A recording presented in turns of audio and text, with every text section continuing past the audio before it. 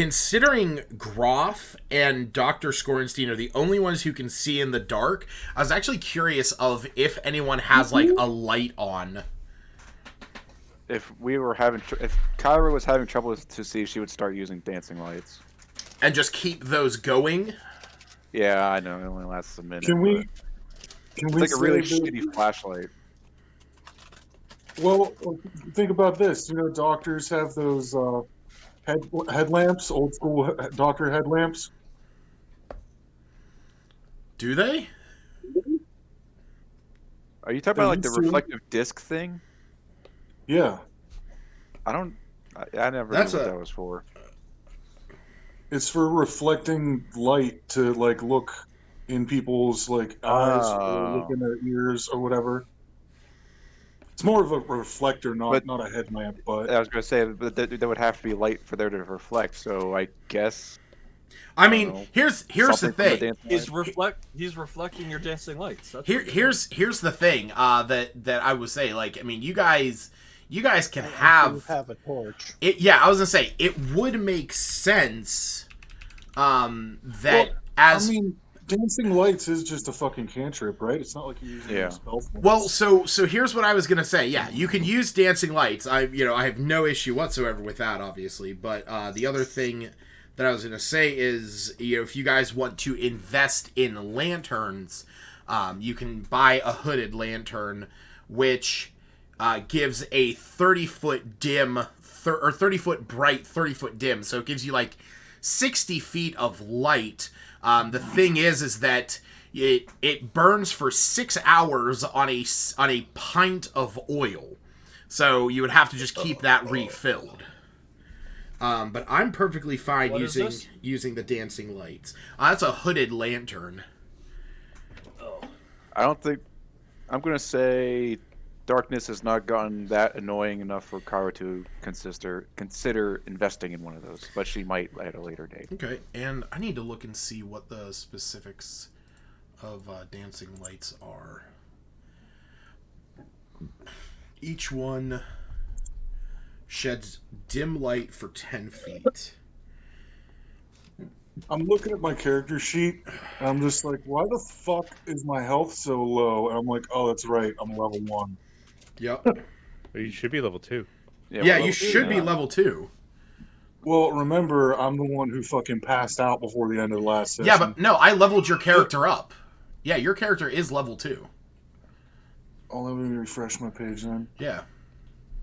Did you go through and Oh, okay. Yeah, I restored my session instead of...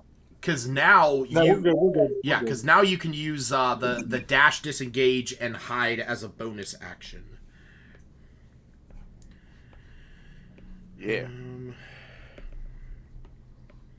So that would be maximum. Oh yeah, that's the cunning action. Yep. All right. Cool. All right, is this?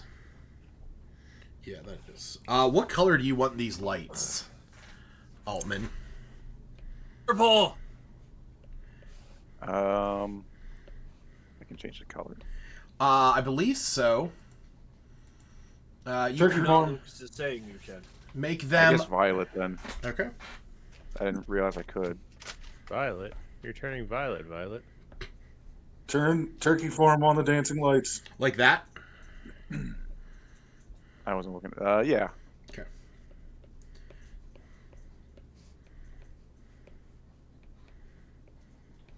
Well, you get 4 of those, right? Yep.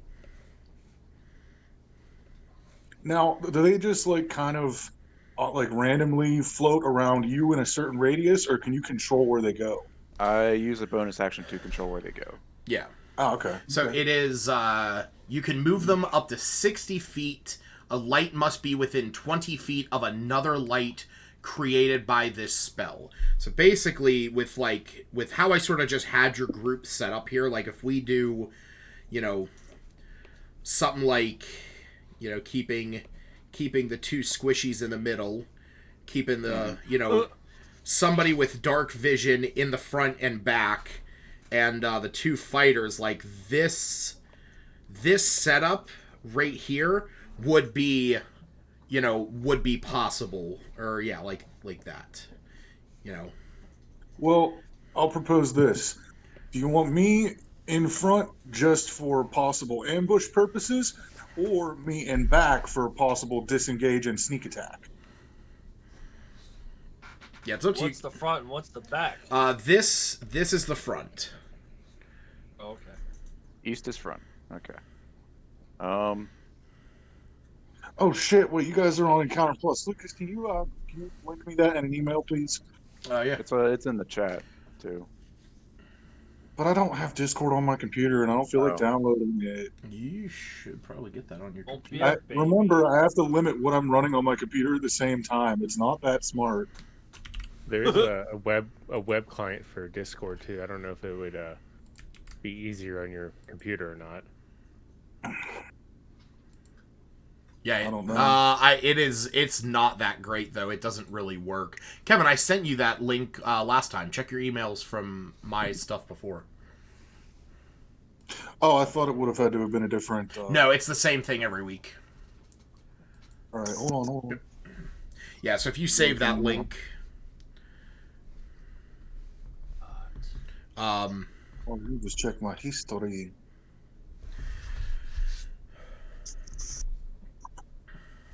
yeah, let me know what order you guys want to do. You are heading in that direction.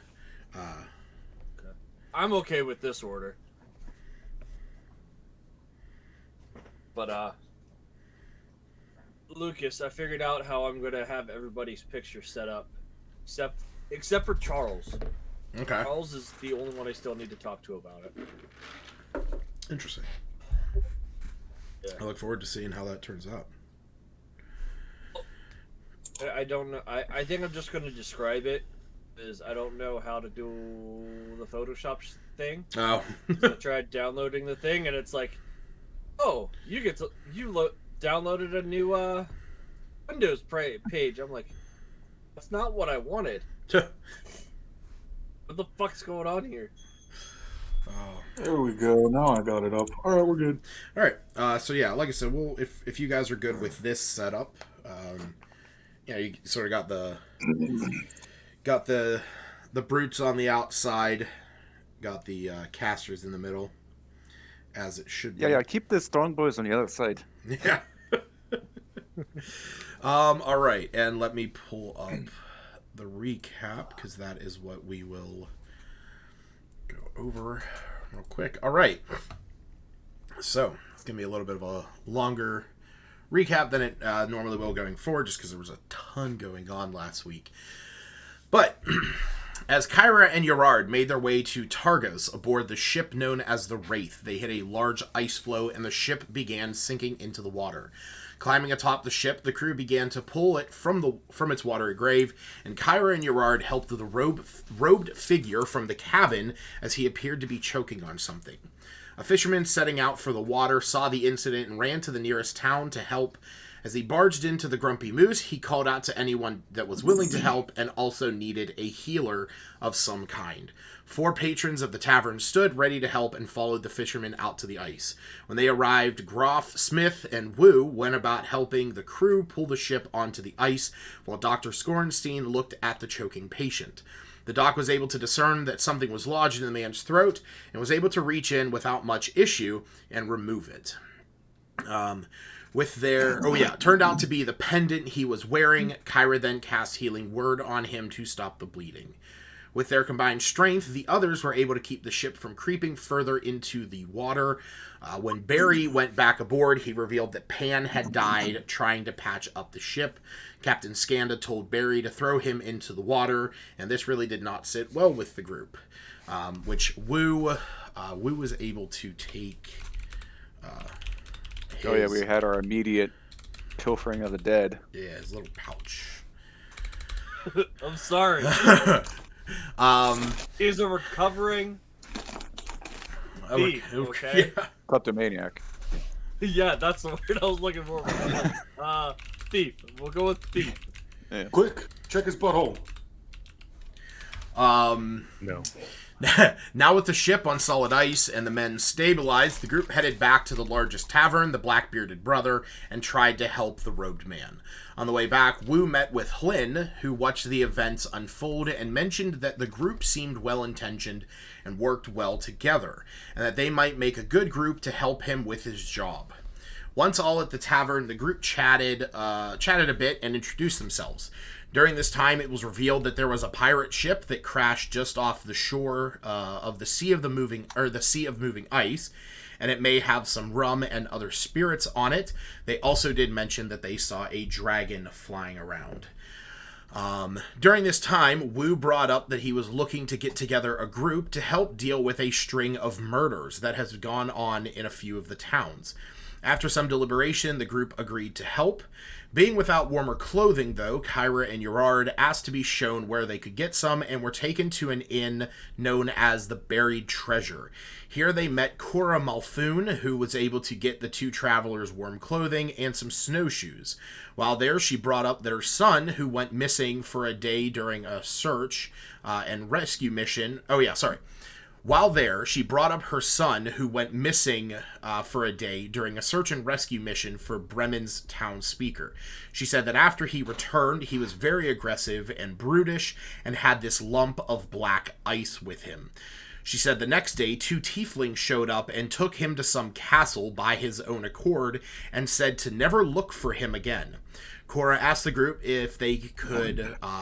if they find her son anywhere in either Caer Dineval or Caer Konig, the only two places where there is a castle. After agreeing to this, they returned to the tavern and spent the night there.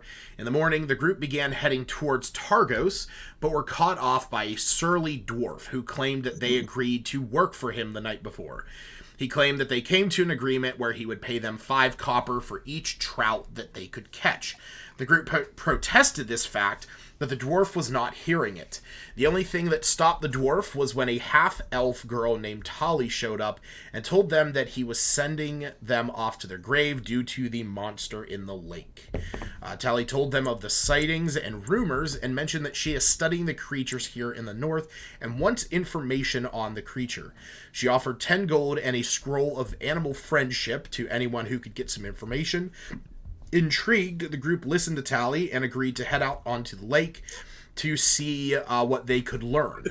Once loaded onto 2 boats, the group made the treacherous journey out into the lake, and while there, they floated around for a bit until the one boat was bumped by a large creature.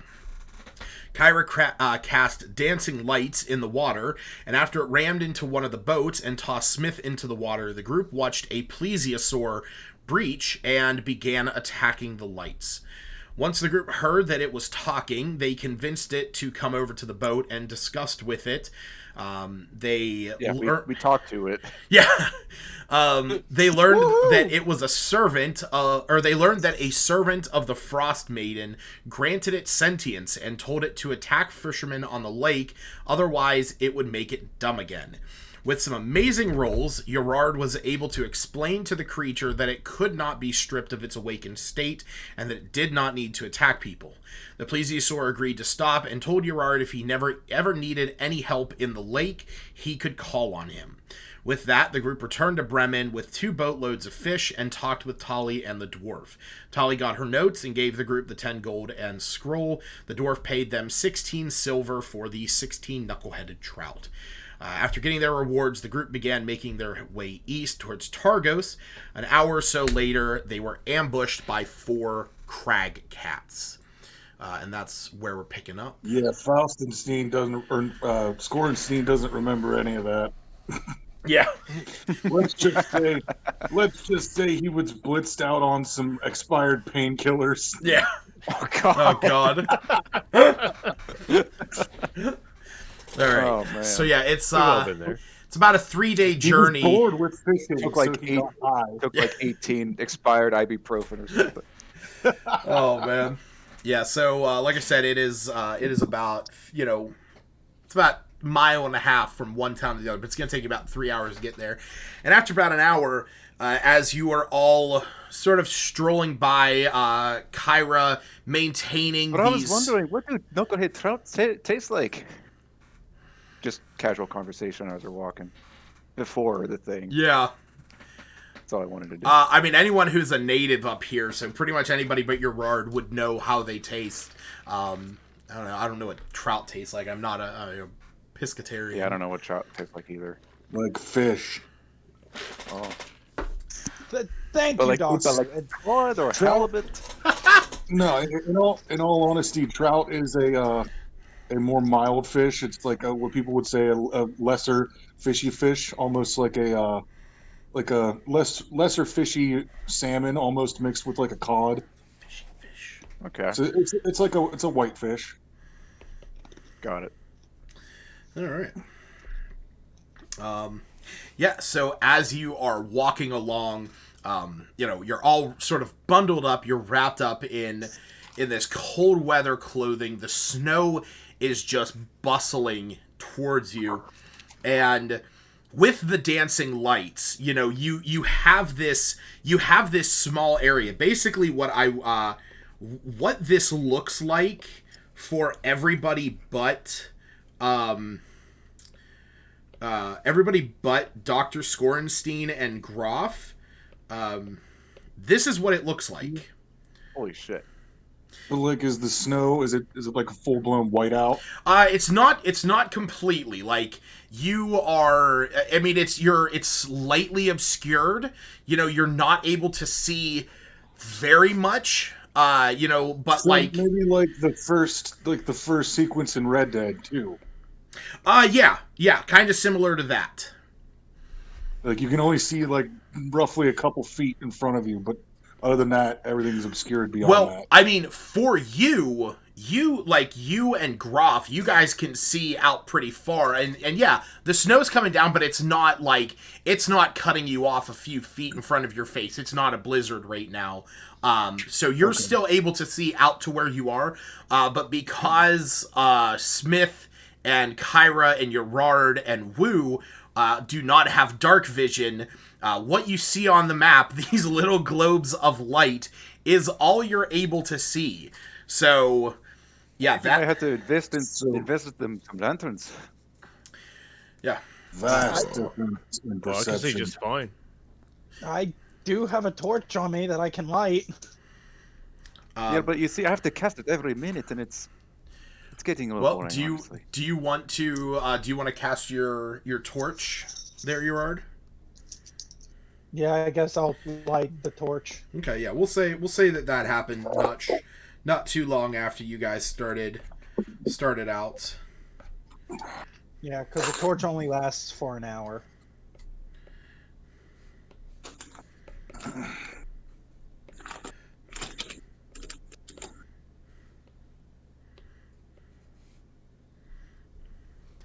Yeah. So, now I gotta put the... Uh-oh!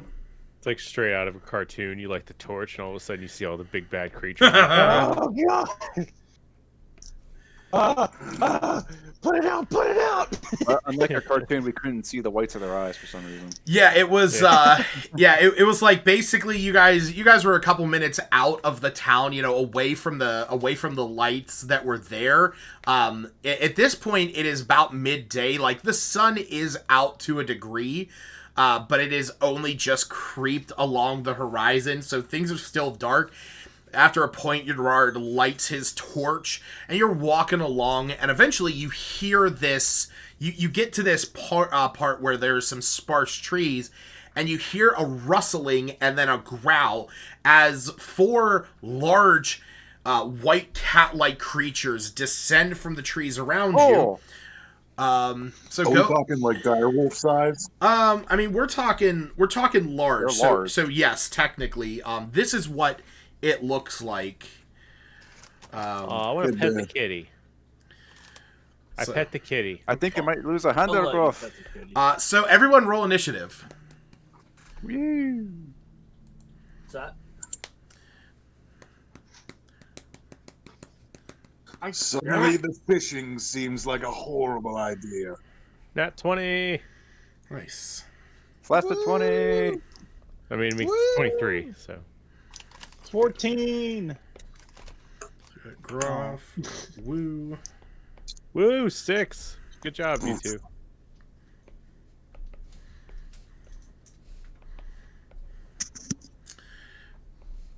Dark. 8. Oh dear. How did you get 8 when... Wait, how are you rolling My that? initiative was only 3, and I rolled a 5. Oh, he just did a custom roll. He didn't click on the initiative thing. In the future, Kevin, you can just click where it says +3 on initiative, and it'll add that like 3 that. for you. Yeah, there you go. Let's take that one. I didn't know. It's all good. Wait, can you do that for checks too by clicking Yep. the little skills and shit? Yes, you Oh, can. nice. Yep. Can All do right. that for all kinds of things. Yeah, pretty much And if you, anything that has a number, you can pretty much click, and it will do that. If you D&D right Beyond is click so on fucking stuff, cool. Oh, right? If yeah. you right click on stuff, you can do advantage and disadvantage rolls as well. Yep. Oh, nice. Good to know. Good to know. All right. Okay, Jared. Yep. Good. All right. So yeah, top of the order, the first round of combat. Groff. Who rolled an investigation check? That was Aaron testing out the advantage. I did. Yeah, because on Roll20 it doesn't like working. Oh yeah, on Roll20 it doesn't work. Yeah, Roll20 it does not work. So I'm like, well, let me see if it works on this. So Yep. All right. Double checking something here real quick. fireball. No, I don't have that.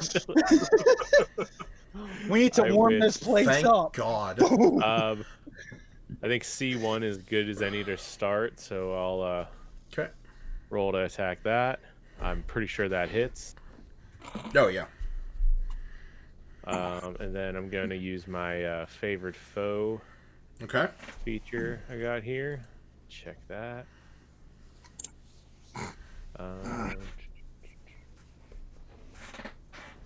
Make sure that's an extra D4, and I'm concentrating. Okay. So 7 damage plus a D4, total of 9 damage. All right. Kyra. If you will all indulge me for one moment, I have a little bit surprise here. Okay.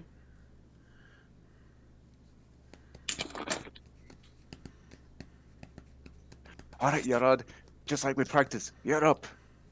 And Oh no. Oh no.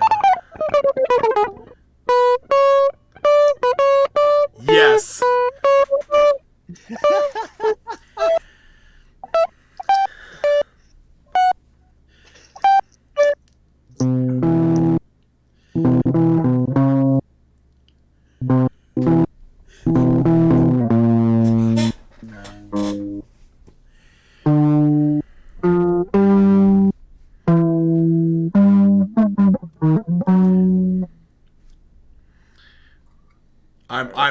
I'm all for it. I'm all for it. That's all I practiced, but that is her using a bonus action to give Yarad a Bardic Inspiration die. Nice. Also, Altman, roll a d6 and add that to your inspiration pool, because I love that. Yes!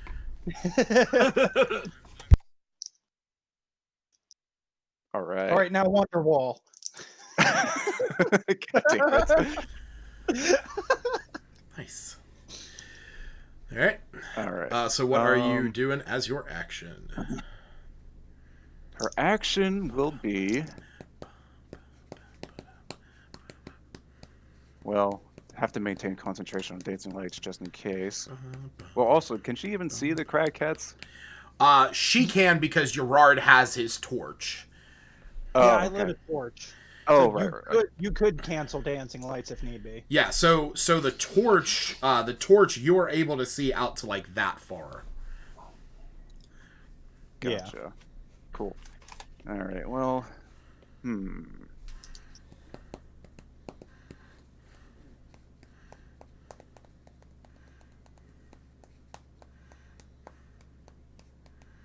Dang, we're surrounded.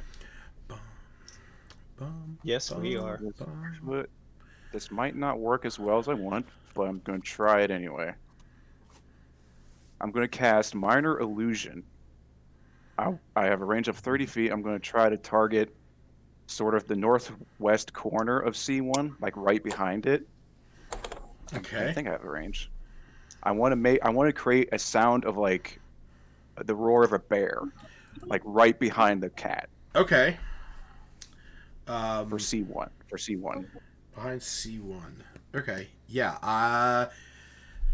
That is fine. Go ahead and we will roll a deception check in order to draw the attention. Well, no.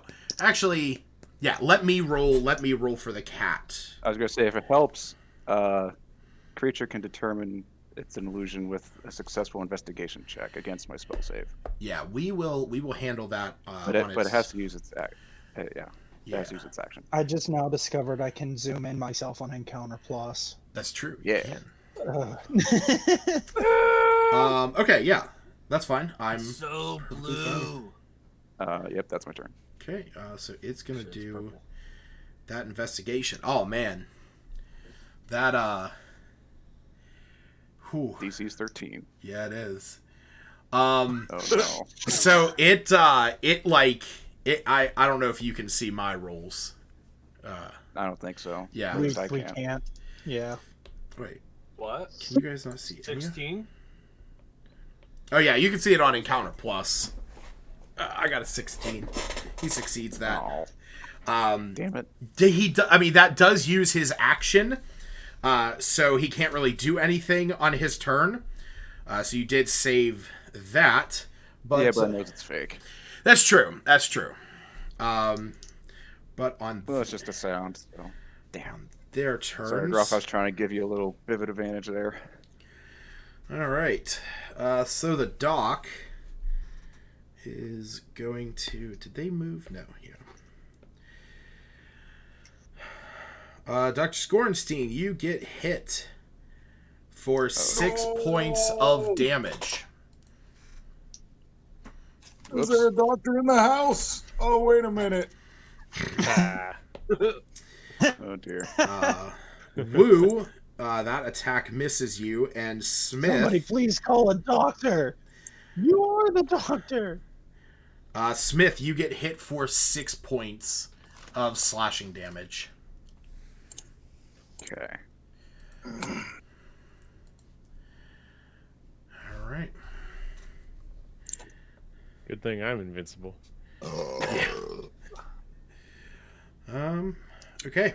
Gerard, it is your turn. Hold on. What's up? I'm hitting the damage button on D&D Oh, Beyond here, and it's click not letting me- click the box above it and put in how much damage you took, and then hit damage.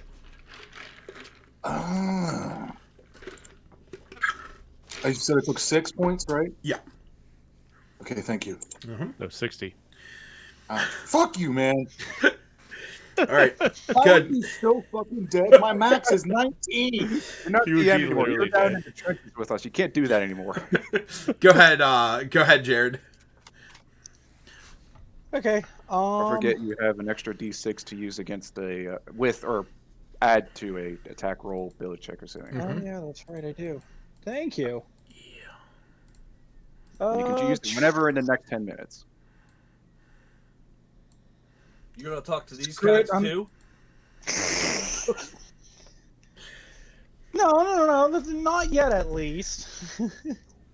I'm gonna use Eldritch Blast because, of course, I am. Mm-hmm. Oh yeah, I'm definitely using that. I didn't know. I'll use the +6 because I'm not gonna hit that because I rolled a 7. Yeah, go ahead. I will say you have to roll. You gotta roll pretty chunky. Yeah. Wow, that didn't help at all. That was a solid 9. Unfortunately, that misses. Yeah, I figured that would. All right. Wait, do you Listen, use? I'm not used to it. does That was Nirguri- with the Bardic Inspiration. does Oh, Nirguri that do was. anything? So technically, him and I are the same. yeah, character. Neogiri, even though he is another entity on the battlefield, Neogiri can't do anything in combat unless channeled through Urard. Okay. So Got it. all of Urard's spells are channeled through him. Okay, so up next is going to be Dr. Scorenstein. Alrighty.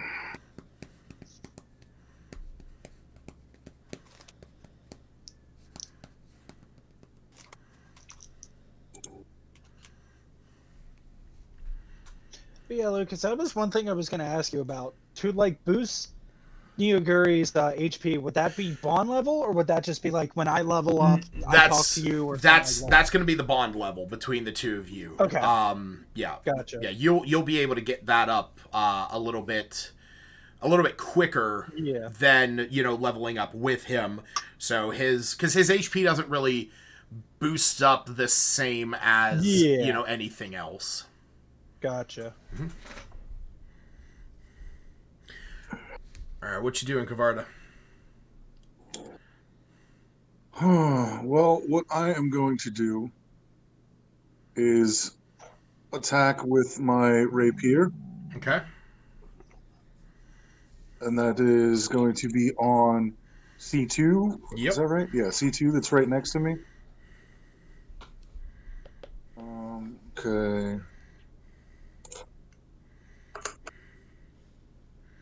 Nice. 19 to hit. Yeah, whack him. There we go. Yeah. And 11 piercing damage. All right. And as a bonus action, I'm going to try to use the disengage. Okay. Doesn't he get sneak damage because there's an enemy at the target within 5 feet? That is true. Hell yeah. Wait, what? Yes. Yep. So you can use your sneak attack because right, once per So turn. if I use a bonus action to disengage, I can do a sneak attack? Well, no. So once per turn, you can deal an extra 1d6 damage to a creature that you hit with an attack with a finesse or ranged weapon if you have advantage on them, but you don't need advantage if another creature of the target is within 5 feet of it. So because Smith is within 5 feet of him, you are able to get that sneak damage, which would be an extra d6. So can I just roll a d6 out of the little thing on the bottom left? Yeah. Either that or if you... Either that was a 1. Okay. That's still... Hey, it's still an extra point of damage. It's another 1. Also... That's 12 damage. Yeah. Also, if you scroll down to the very bottom of your actions page on your character sheet, there is a button for the 1d6 for sneak damage. But you can do it either way. It doesn't really make a difference. There is not. On your actions? I'm on actions. I have attack. I have my old school anesthesia, rapier, right. scalpel, unarmed strike. Yeah, go to the actions whole way to the bottom of that. I just have healer, healing, and unarmed strike. Keep That's going. the last thing. I can't scroll down anymore. That's the last thing. How the fuck are you not able to scroll down further? Try moving your mouse out of that box and then scroll down more. Nope. That's the Okay. bottom. Wait, are you looking at it on your phone or on your computer? I'm on my laptop. Here. Okay, that's... Yeah, like, the box that says actions, you should be able to scroll down past the actions, and it should say bonus actions, reaction, and other. Okay, so what is it under that? It's under other. Oh, see, I didn't know that. Yeah, there's sneak attack plus that... I thought when you said actions, I thought it was just Oh, under yeah. action. No, I'm sorry. Main Yeah, actions. I just meant... didn't know it was under other. Yeah, I meant actions Okay. as in, like, action equipment, features, and traits and stuff. It's all good. Okay. But yeah, where did you want to disengage to? I'm not familiar with how the disengage action actually works. What are my options? So basically, disengage allows you to move away from a creature and not incur an opportunity attack. So if you wanted to disengage, that could just mean that you want to run away, and then they're not going to be able to hit you. Movement speed, or yeah, it's going to be whatever movement you have left. So right now you still have 30 feet of movement, so you could disengage and then move 30 feet. Because I didn't move at all. I was just wondering. Right. Okay. Well, I'm sure that C2 is probably going to be focusing on the group, especially if it's going to be incurring more attacks. So I am going to disengage to try to go a little bit behind it right here. Would that work? Yeah, that's fine. Technically, for that, you wouldn't even... That'll be the end of my turn. I'm going to try for a sneak attack next round. Okay, well, I mean, just keep in mind, sneak attack is not... is just a bonus that adds on to an attack. Well, I mean a stealth. Well, so here's the thing to keep in mind. What you're thinking of is flanking. And so the way that flanking works for me is that if there are two creatures on either side of a in one of the cardinal directions on either side of a creature, you get a +1 to hit. So okay. So yeah, that's how that would benefit you. So I'll just get next round. I'll get just a +1 to hit on my attack. Right. Yeah. As long mainly because I prefer doing the cardinal directions. So if like Smith moved up to here, and you were here, then you would get that bonus because now you're drawing their attention to either side. I get you. So no, I'm just trying to get to like the mechanics of like how I can use this in your. Yeah. All right, so I'll move here then if that's okay. Yeah, that works. I'm sorry, I'm just trying to learn how to use my own skills here. It's perfectly fine, man. Okay, so that'll be the end of my turn. Then. I'm done. Speaking of Smith, it is your turn.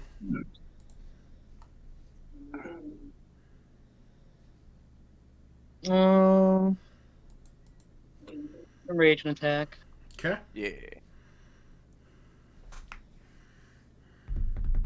Most beautiful words in the English language.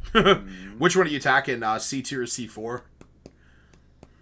C4? Do we get a flanking bonus on C2 or no? You do. Oh, wow. Let's do that. Okay. Well, would he need to move in order to get that flanking bonus? Or? Yeah, but he's not going to incur an opportunity attack because he's not moving out of the 5-foot area of this guy. I was just wondering. Mm-hmm. I was just wondering on what the... What's N1? N1, that is Niyagiri. Kill that it. is that's Jared's companion. Kill it. Okay. No, don't kill it. Wait, now if it dies, what does he do to resummon it? I can't yet. He can't. Eventually, Nuzlocke run, yes. Eventually, yeah, Nuzlocke until a certain level. Eventually, So I get a plus. yeah, you get a I got a plus. +1. Correct. You get a +1 to hit. So I got a 15. Okay, that hits. Go ahead and roll the damage. Yeah, eventually Jared's will be able to. Oh, wait. To better So he's manage. got like a physical companion, not like an ethereal companion like Ithis was. Right. It's a physical Okay. companion until I hit a certain level, then I can resummon it. Right. Then I got you. 9 damage. 9 damage. Nice. Ooh. All right. Woo. It is your turn.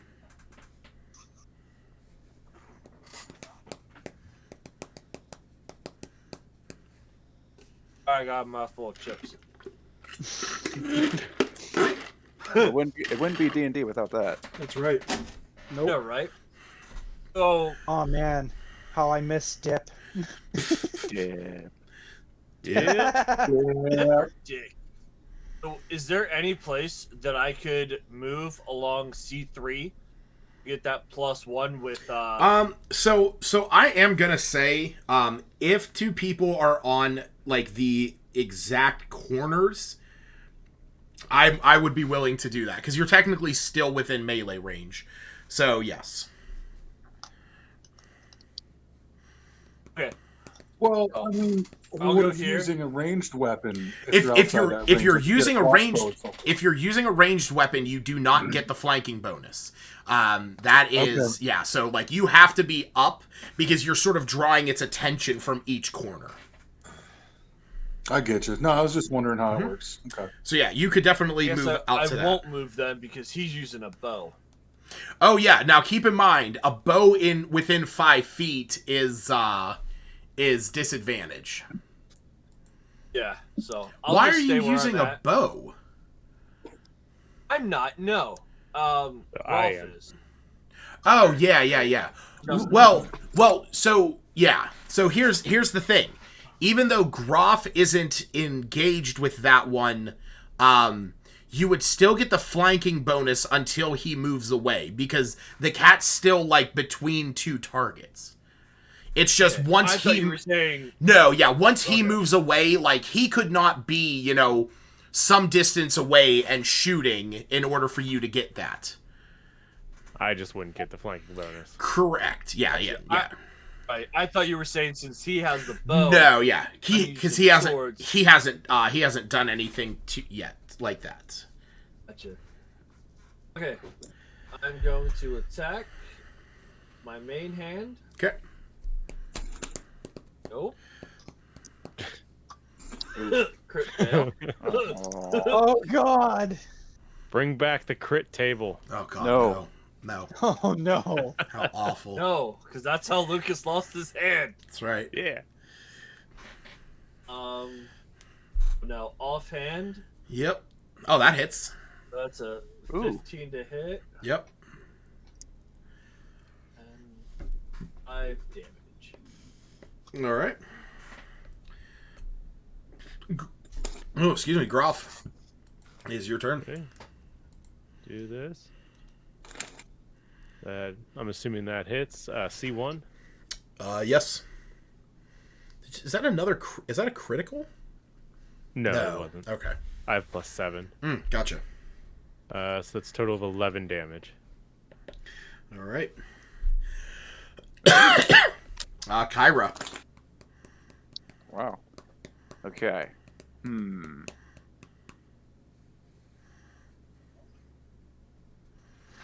Yeah, just noticed it's bloodied. Nice. Yeah. Oh yeah. Yeah, 2 of them are. In my defense, I've never been in a combat encounter before. I'm sorry, I failed you, Kyra. No, it's all right. You know what? Kyra is worried that the doctor went off on his own. Oh, wait a minute. Can I even do that? Am I able to see the doctor from where I am? Yeah, you're close enough to be able to see me. you definitely saw Okay. where the doc moved to. Good. In that case, I will cast Healing Word on him as a bonus action. Okay. The doctor is healed for 4 hit points. Much All right, we thanks. stopped some of the internal bleeding. Yeah. All right. You said 4? Let's see. Yes. Oh, yeah, 4. All right. The And- Much the best thing about the Twitch stream is the D&D Beyond health for all of our characters is on there. Oh yeah, I put the extension on there. Yeah. Yep. So I can Oh, just so look Chris over is and see who cheating. needs healed. Yeah, I'm cheating. You got it. You want healed or not? Because right now you don't need it. I think C1 and C2 Yeah. needs healed. Oh, okay. I'll go up and pet the kitty. Jared, Yes. no. If we were in the same room, I would be like threatening you with a squirt bottle right now or some shit. No, bad kitty, bad. So what are you? Do that. Can't encourage outside. me. What are you doing with your Can't encourage action, me, you know that. Altman? I'm just deliberating. Okay. Hmm. No, I would shoot him in the head with one of my Nerf guns. I got 2 Nerf guns that shoot balls instead of Oh yeah. little Oh, the darts. darts. Okay. They shoot at over 90 feet per second. Nice. I'm Nice. hoping C2 is going to be preoccupied with Dr. Scorenstein and Smith. So I would like to ready an action. Okay. If C1 gets within 15 feet. Well, actually, could you? I'm thinking of radiating color spray. It's a 15-foot cone. So keep in mind, you cast Healing Word, which is a spell. So even though you cast it as a bonus action, the only thing you could cast would be Vicious Mockery. Yeah. Yeah, or any one of your cantrips. I cast Zone of Truth. Mr. Mountain Kitty, do you enjoy your life? Struggling to eat. Meow. Are you a good boy? Meow. No. Yeah, I'm going to try that. I'm going to try casting Vicious Mockery on C1. On C1? Alright. You better keep away, you big filthy cat! He fails. Roll your damage. Woo! Wisdom save, right? Yes. Is what you did? Yep. Okay. Yep. It takes 1 psychic damage. Nice. But it has advantage, yeah. It has disadvantage on the next attack roll. Your hunting skill is bad, and you should feel bad. Which it is going to move up, seeing you and Groff sort of attacking it.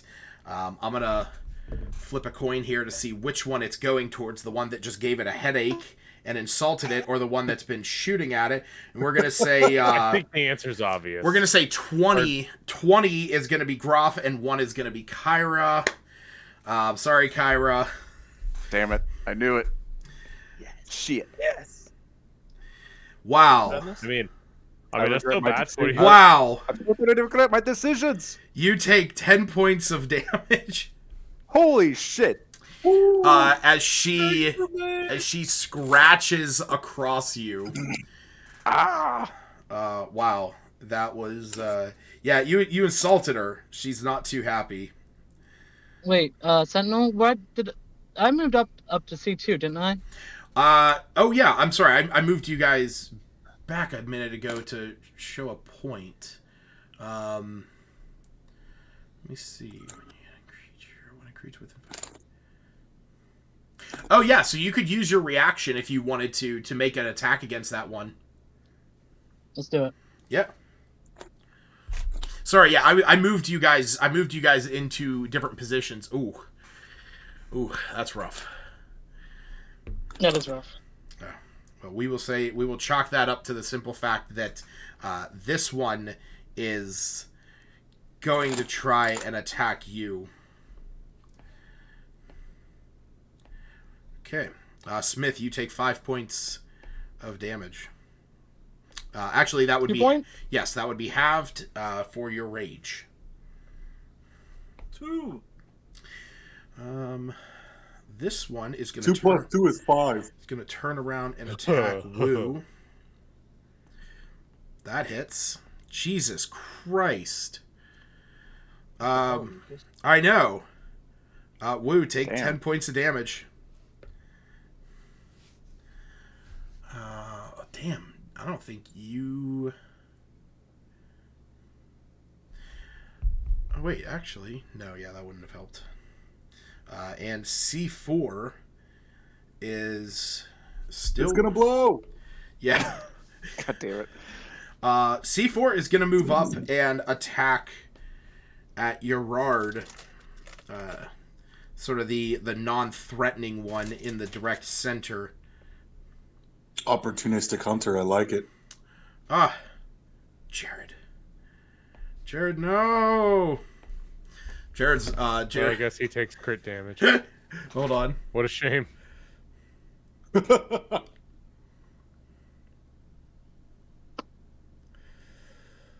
We hardly knew ye, but did we really like him?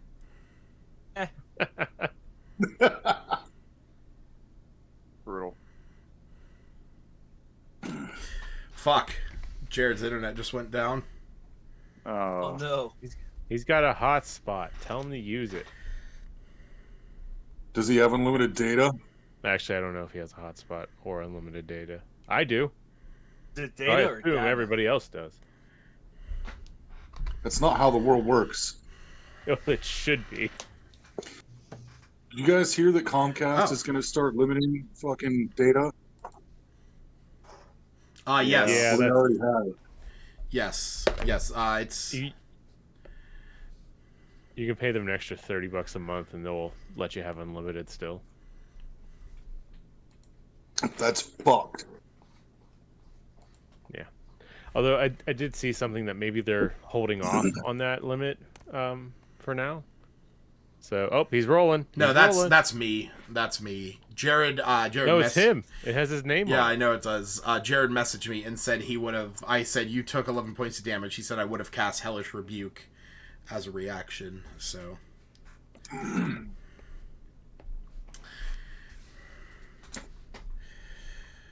All right. Hold on a second. Hop on Discord on his phone. Yeah, I'm gonna call him.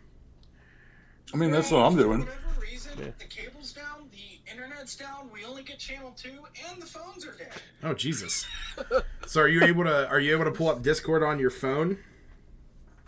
Yeah, I can pull it up on my phone. I can still kind of, D&D Beyond won't work or anything like that. I can pull up Discord and I'll just do it on my phone. Well, that's fine. What I'll do is I will screen share my OBS so that this way you are able to see what we're seeing. Okay, let me All right. switch over to Discord. Cool. Hopefully, it's a temporary problem. Yeah, really. Yeah. That sucks. Oh, look at the cascading imagery. It's so tiny. He's not that far from us. Like, guys, I'm Yeah. glad that didn't affect us. Yeah. Yeah, right? Imagine if, like, all the internet went down in our area. It's like, oh, no more D&D. That happened the one day. Not for y'all. Yeah, that happened the one day. If you guys remember, whenever all of a sudden it was D&D Beyond. D&D Beyond went down for like Yeah. 2 hours, and we yeah. had to stop playing. Yeah. Thank goodness for Jackpot. Yeah, I can't even say it's my computer this time because cable's not working, phone's down, and internet's down. So it's just like Comcast decided to say "fuck you." Jesus. You just have channel 2. Honestly, fuck. That's all we have. I'm like the closest to Jared. I'm like the closest to Jared, and I have Comcast, and I'm still fine. For now. He's off in that little, Then- like, then again, I secluded guess- Camelot thing. Yeah. I was gonna say. Then again, I'm close to closer to the city, Closer to the real City. world. town. Yeah. Yeah, because I think Camelot's is technically ran through Guffey Road and not Barnes Lake Road, which is really stupid. Mm. I had a strange revelation the other day at the Taco Bell drive-thru. I was just looking around Irwin and realized how, like, whitewashed this place is. Yeah. Oh, yeah. Place sucks. Yeah. There's 2 fucking Starbucks within, like, less than... A Because there's the minute? building, and then there's the one in the Target. Yeah. Yep. Yeah. Yeah, there's the crazy. building and the good one. Jesus. Right. All right. Oh wait, it just connected again, but now for whatever. Son of a bitch. Fuck, come on, man. All right, while you're figuring that out, it's going to be your turn anyway. So while you're figuring that, I'm going to grab a bottle of water. Go for it. Actually, though, I am going to say... wait, Jared, are you still working at Jersey Mike's? Yes. I'll be right back. They're too. so I'll take the good. opportunity. Yeah, I'll be back. Oh, buddy. When were you in there? Before you started Why working wasn't it there, when I was working I've- for it? Oh. I've been there twice, and it was right before you started working. So far, I've My only had schedule for next week's 3 really- times. I've had their ham and Swiss, the Big Kahuna, and the cheesesteak, Okay. the regular cheesesteak. Yeah.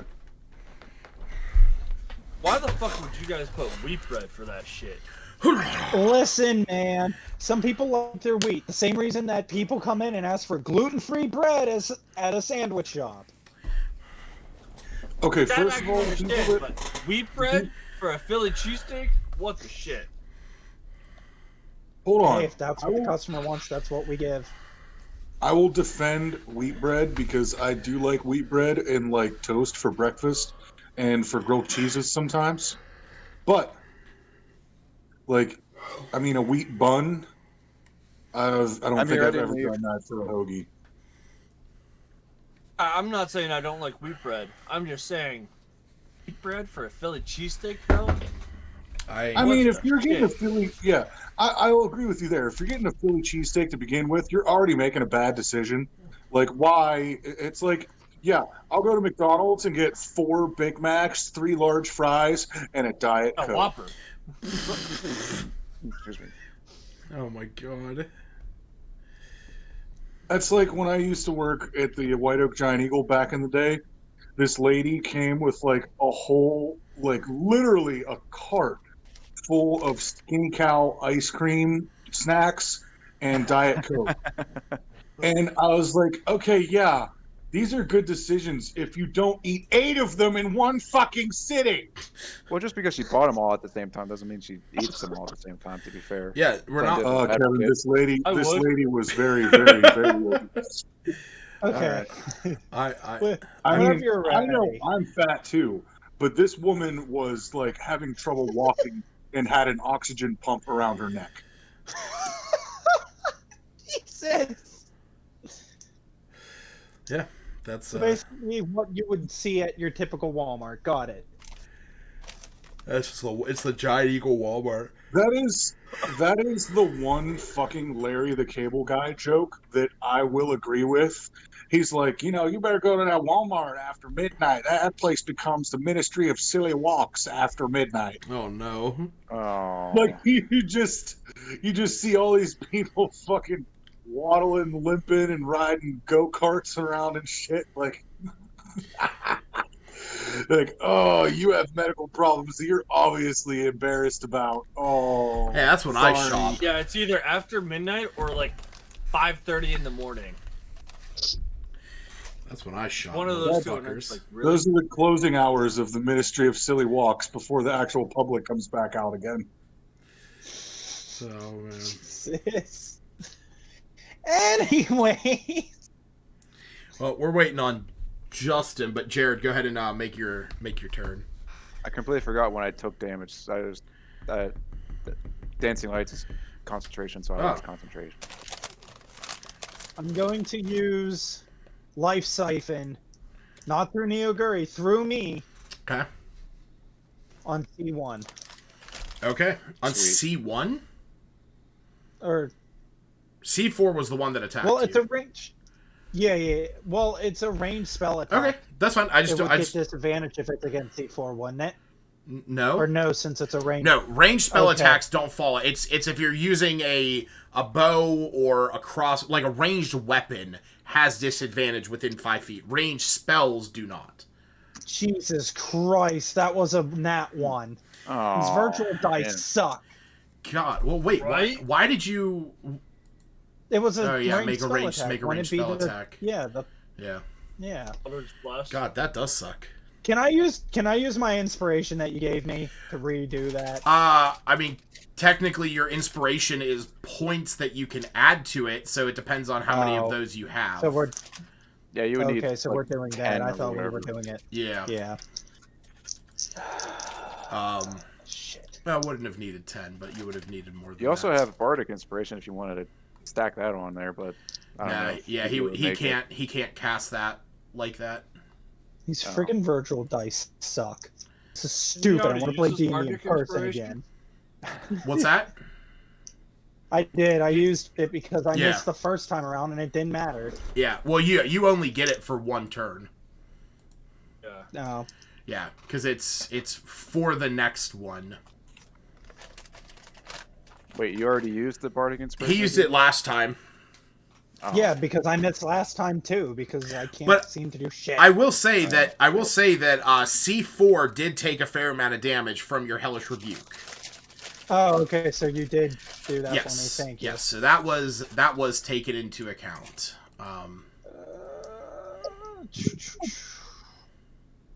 Yeah, who's the count? Okay, into account. All right. Yeah, there's nothing I can do now because that was it. Then. All right. Dr. Scorenstein. I am going to flat out just attack C2 right in front of me. Okay. With my rapier. Yeah, that's what I had out.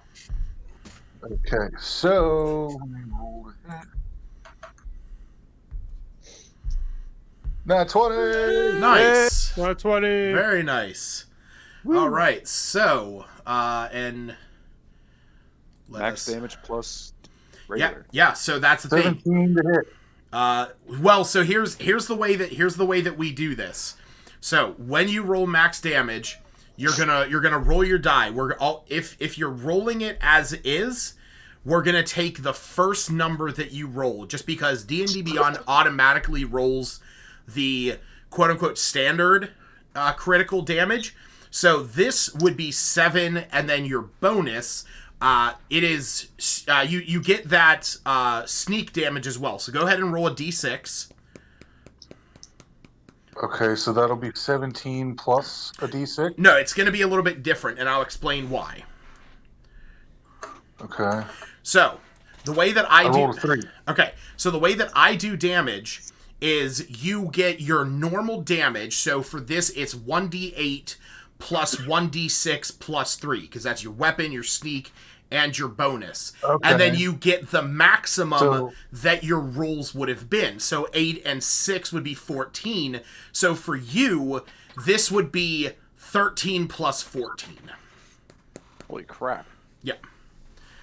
Damn. Because you're first, and like I said, anytime that you guys just roll as a critical, like, because D&D Beyond will automatically double up your dice, will always take the first set. So for yours, it didn't really matter. You rolled 2 7s, but we'll always choose the first one and then your bonus. So your rapier would have been 10, your sneak damage was 3, and then you automatically get 14 from your weapon and your sneak damage. Wow, okay. So that's, what? 27? 14 plus 13. Holy shit. Yes. Yeah, as... you just stabbed a cat, you monster. As you keep this thing distracted, you stab it, and you hit a major artery that you aimed for. I thought we were going to do the whole describe your kill thing. I mean, hey, go ahead. Go ahead. Doctor. Like, I'm behind this thing, and I have my rapier. I want to just literally run up behind it, and as it is going to, like, mount its next attack, I want to literally just impale the back of its head at the base of its skull and swirl my rapier around to literally scramble this thing's brains and kill it. Okay. Oh, my. Yeah, that's... Is that how Dr. Scorenstein does lobotomies? Yep. Oh my. Involuntary lobotomy. Rapier lobotomies. You thought ice picks were bad. All right. Oh man. That was a hell of a turn. All right. And then you still have your movement. You also still have your bonus action. I'm not going to do a bonus action, but I'm going to use some movement speed to go down here behind C4. All right. So, and that'll be it for me. As the flanking rolls entail, now that there are 3 of you surrounding one creature on various sides, you now each get a +2 to hit. Nice. So, Smith, it is your turn. Fuck him up.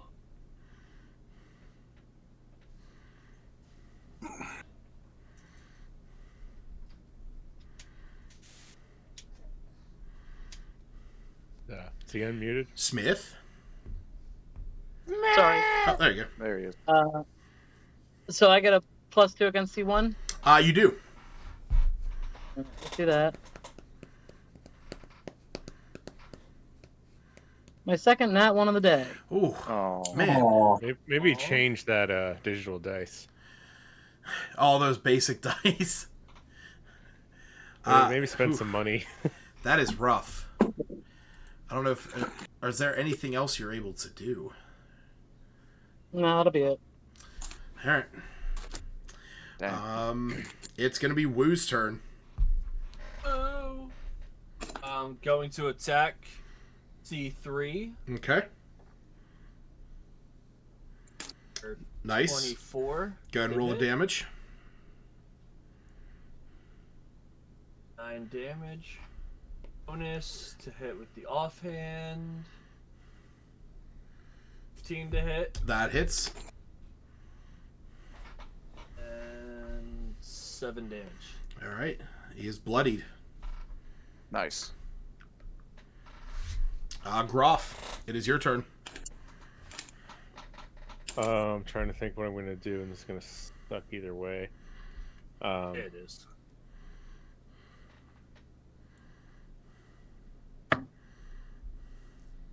Okay. I'm going to move back to here. So go ahead, hit me with those opportunity attacks. Okay. Oh no. Oh man. 10 points. Oh. Total? Yeah. Okay. Oh, okay. That's That was the damage. Yeah, I rolled a 20 to hit you. Okay.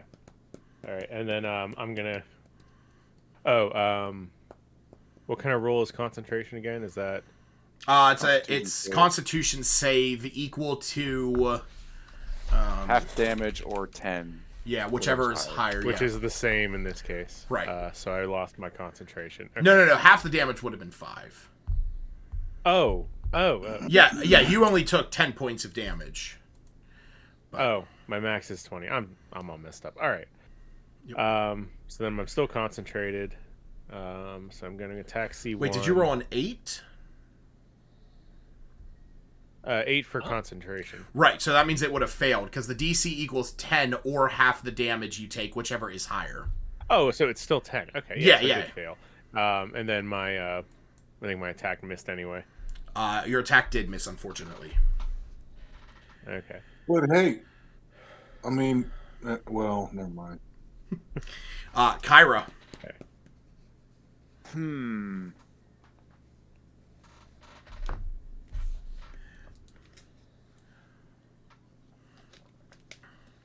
Dang.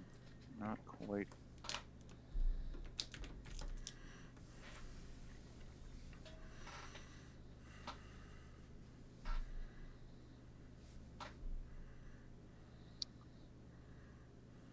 Wait, are you bloodied? Yeah. Oh shit! Just fucking use healing word on yourself.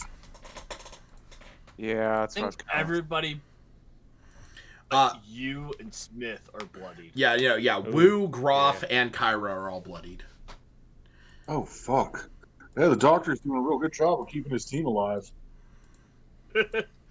You killed it. You killed a thing though. Yeah, I think I might just have to. I was really hoping to give somebody an inspiration, but I think I might have to use a bonus action, cast healing word on myself. Okay. I heal for 5. Okay. And then I will take the dodge action. All right.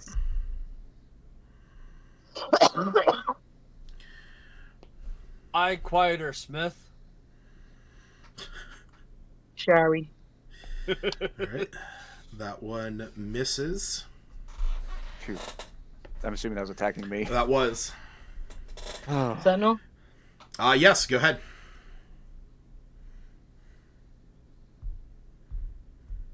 +1?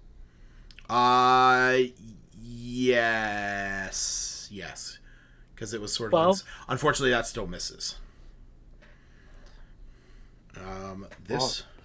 Damn. This one is going after Woo. That misses. Yay. And this one being surrounded...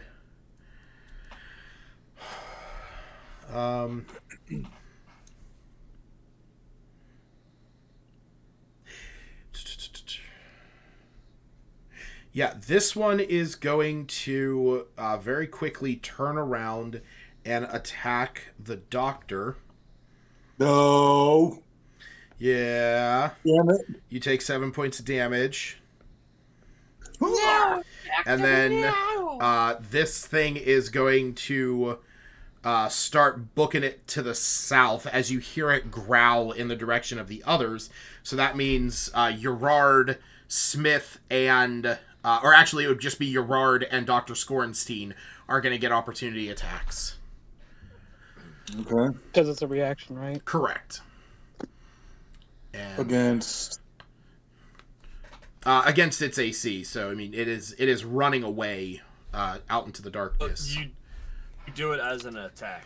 Right, yeah. You just get like one attack. So like, you know, your rapier or anything else, you know. Well, I would have to take an action to pick up, or take out a different weapon now. Yeah, I mean, I'm just saying, like, your rapier, you get an attack with as a reaction. Do I have? I've given up on these virtual dice. I do not get that bonus attack. No, because at the point that it would have left your range, you would not have It's out of the correct. It's out of the flanking range. Right. So. Okay, so. Well, Jared, you would not have been able to attack with that. You would have been able to attack with. It's only basic melee attack. So you would have been able to like stab with a dagger or know just punch at it. There we go. 15. Okay. So yeah, those both hit. So go ahead and roll your damage. Welcome Are you up. talking to him and me? Yeah, they both hit. I poked it in the butt for 3 damage. All right, and go ahead. 6 damage. Okay. Gerard, that cat is actively running away, but you are still able to just barely see it. Stab him! Stab him in the butt! Oh, he's getting away. Yeah, this is... Actually, I'm sort of curious about how far out... Oh yeah, you can just barely see that thing.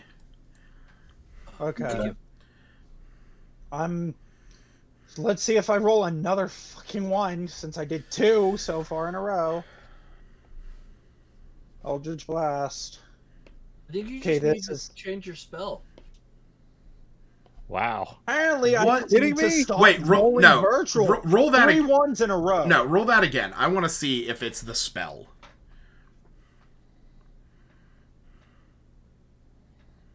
No, it was just 3 ones in a row due to the random number generator. All right, I'm giving you that RNG, one. bro. I'm giving you that one because that's too much bullshit. Yeah. Don't give it to him. I'm giving it to him. Yeah, what are the odds of 3 ones in a row? Don't be pretty.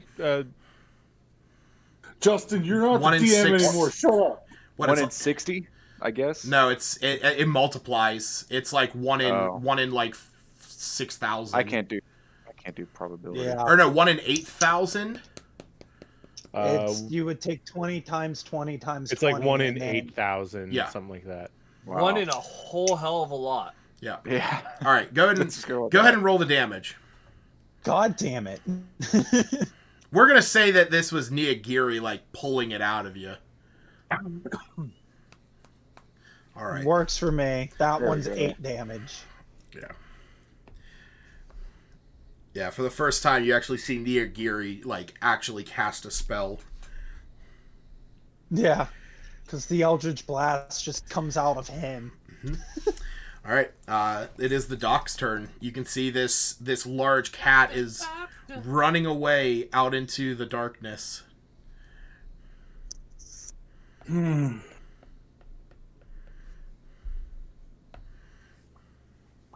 Well,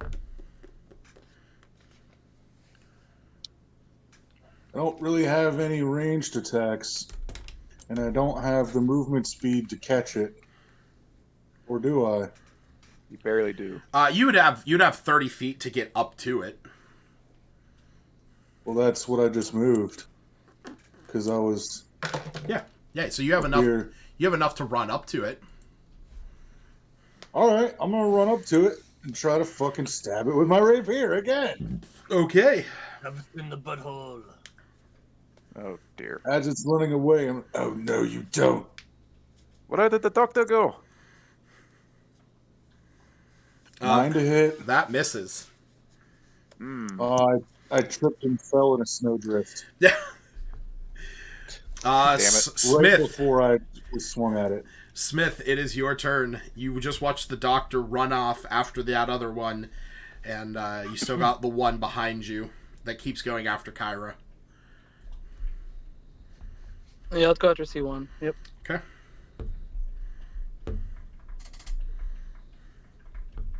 $13. That hits. Woo!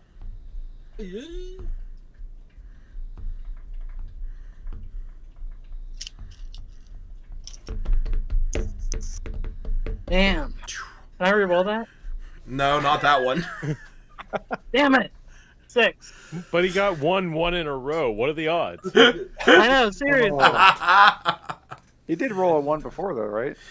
That's right. You've been rolling ones like crazy. You'd say a wave in the middle of the ocean. Oh, chance in a million. Man. Main hand saber. Yep. Don't forget, you do not have a flanking bonus. That misses. Oh man. Hand saber. That also misses. Oh, damn you! Groff, it is your turn. I'm able to hit that one that's running away, right? Yeah, so basically what it looks like for you is Like, that. I'm just saying, like, C2 or whatever. What is it, C3? It, like, isn't impeding me. Oh, yeah, no. You could still shoot, like shoot through it. Yeah, I mean, even just, like, simply moving, a little bit to the left and right. Okay, yeah, that's fine. You see me just bounding on this thing with my rapier, and I just fucking beef it into a fucking snowdrift. Oh boy. Ugh, come on, the ones. I hit it for 4. Oh. Getting a lot of 1s up in here. As At least it I hit it, though. as it connects, you hit it in the base of the head, and it drops to the ground and slides to a stop. All right. I should go kill Titans now. Yeah. I just started watching that. Yes. So happy. I've been singing Sasage on my car for so long. Yeah. Probably I could see what it was about. Yeah. Oh, Attack on Titan.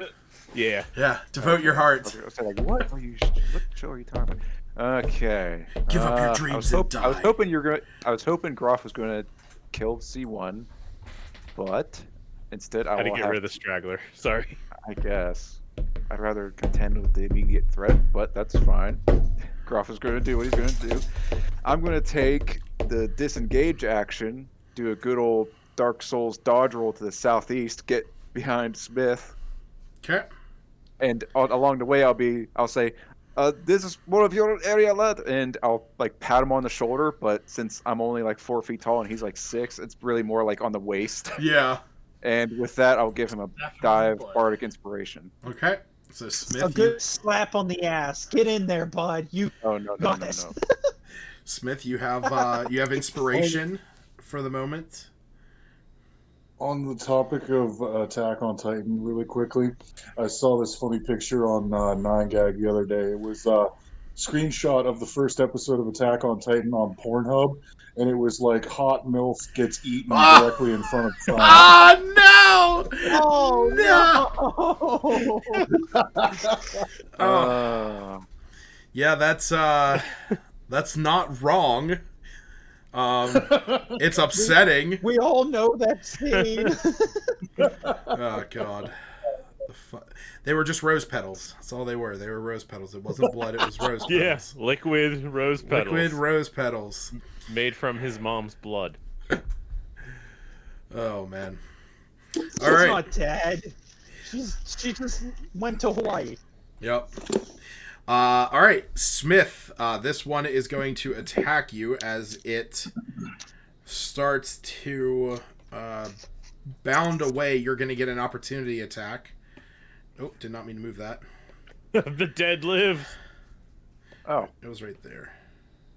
I did not expect it to start running away.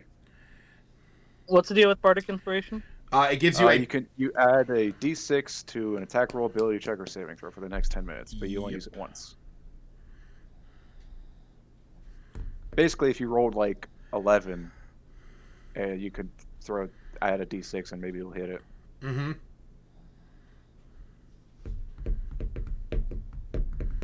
I know. It's not Okay, I that rolled a great. 7. I mean, technically, I would roll it mostly because if you roll a 6, it hits. I know. I figured it was a 6. So I'll roll it. Okay. Won't. Oh, Damn. damn it! Once. All right. This one is going to swipe at Woo. Damn it! Why can't you just? God, fuck you! It's only 4 points of damage. That's still a lot of That's- damage at this low level. Yeah, Phil Swift. It is a lot of damage. All right, and you see it also. Running off. I don't know if anybody else did, but I got your Flex Seal reference. That's a lot of damage. Oh, is that That's who a that is? lot Yeah. of damage. Whoa, Phil, calm down. Phil Doesn't Wu Swift. get a? Doesn't Wu get an Yeah, attack? He does. He does. Oh, okay. Damage, motherfucker. Yeah, still up, still running, Dang. but limping.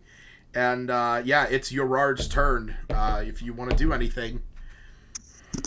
All right, let's see. Let's go for the fourth one in a row. You'd be like the sixth. Yeah. You can just barely see that Okay, one that up one's there. a little better. That's There a we go. 13. That That's the only hits. thing that hits. That hits. Oh, sweet. I would go for the one that's limping. Yeah, they're both sort of limping, but Oh, there's that's okay. It's only 4 damage. that's There's the okay. one. That's actually all it had. As it sort of like slumps off, you hear the one that was ahead of it, like, cry out. Yeah, Doc, there's if you want to do anything right now, you cannot see the other one for as far away as it went. I'm just gonna book it my full range back up to the group. Okay. Yep, and that'll be it for me. Okay. Doesn't he have dark vision? He does. Oh. Smith. Actually, Yeah. Wait.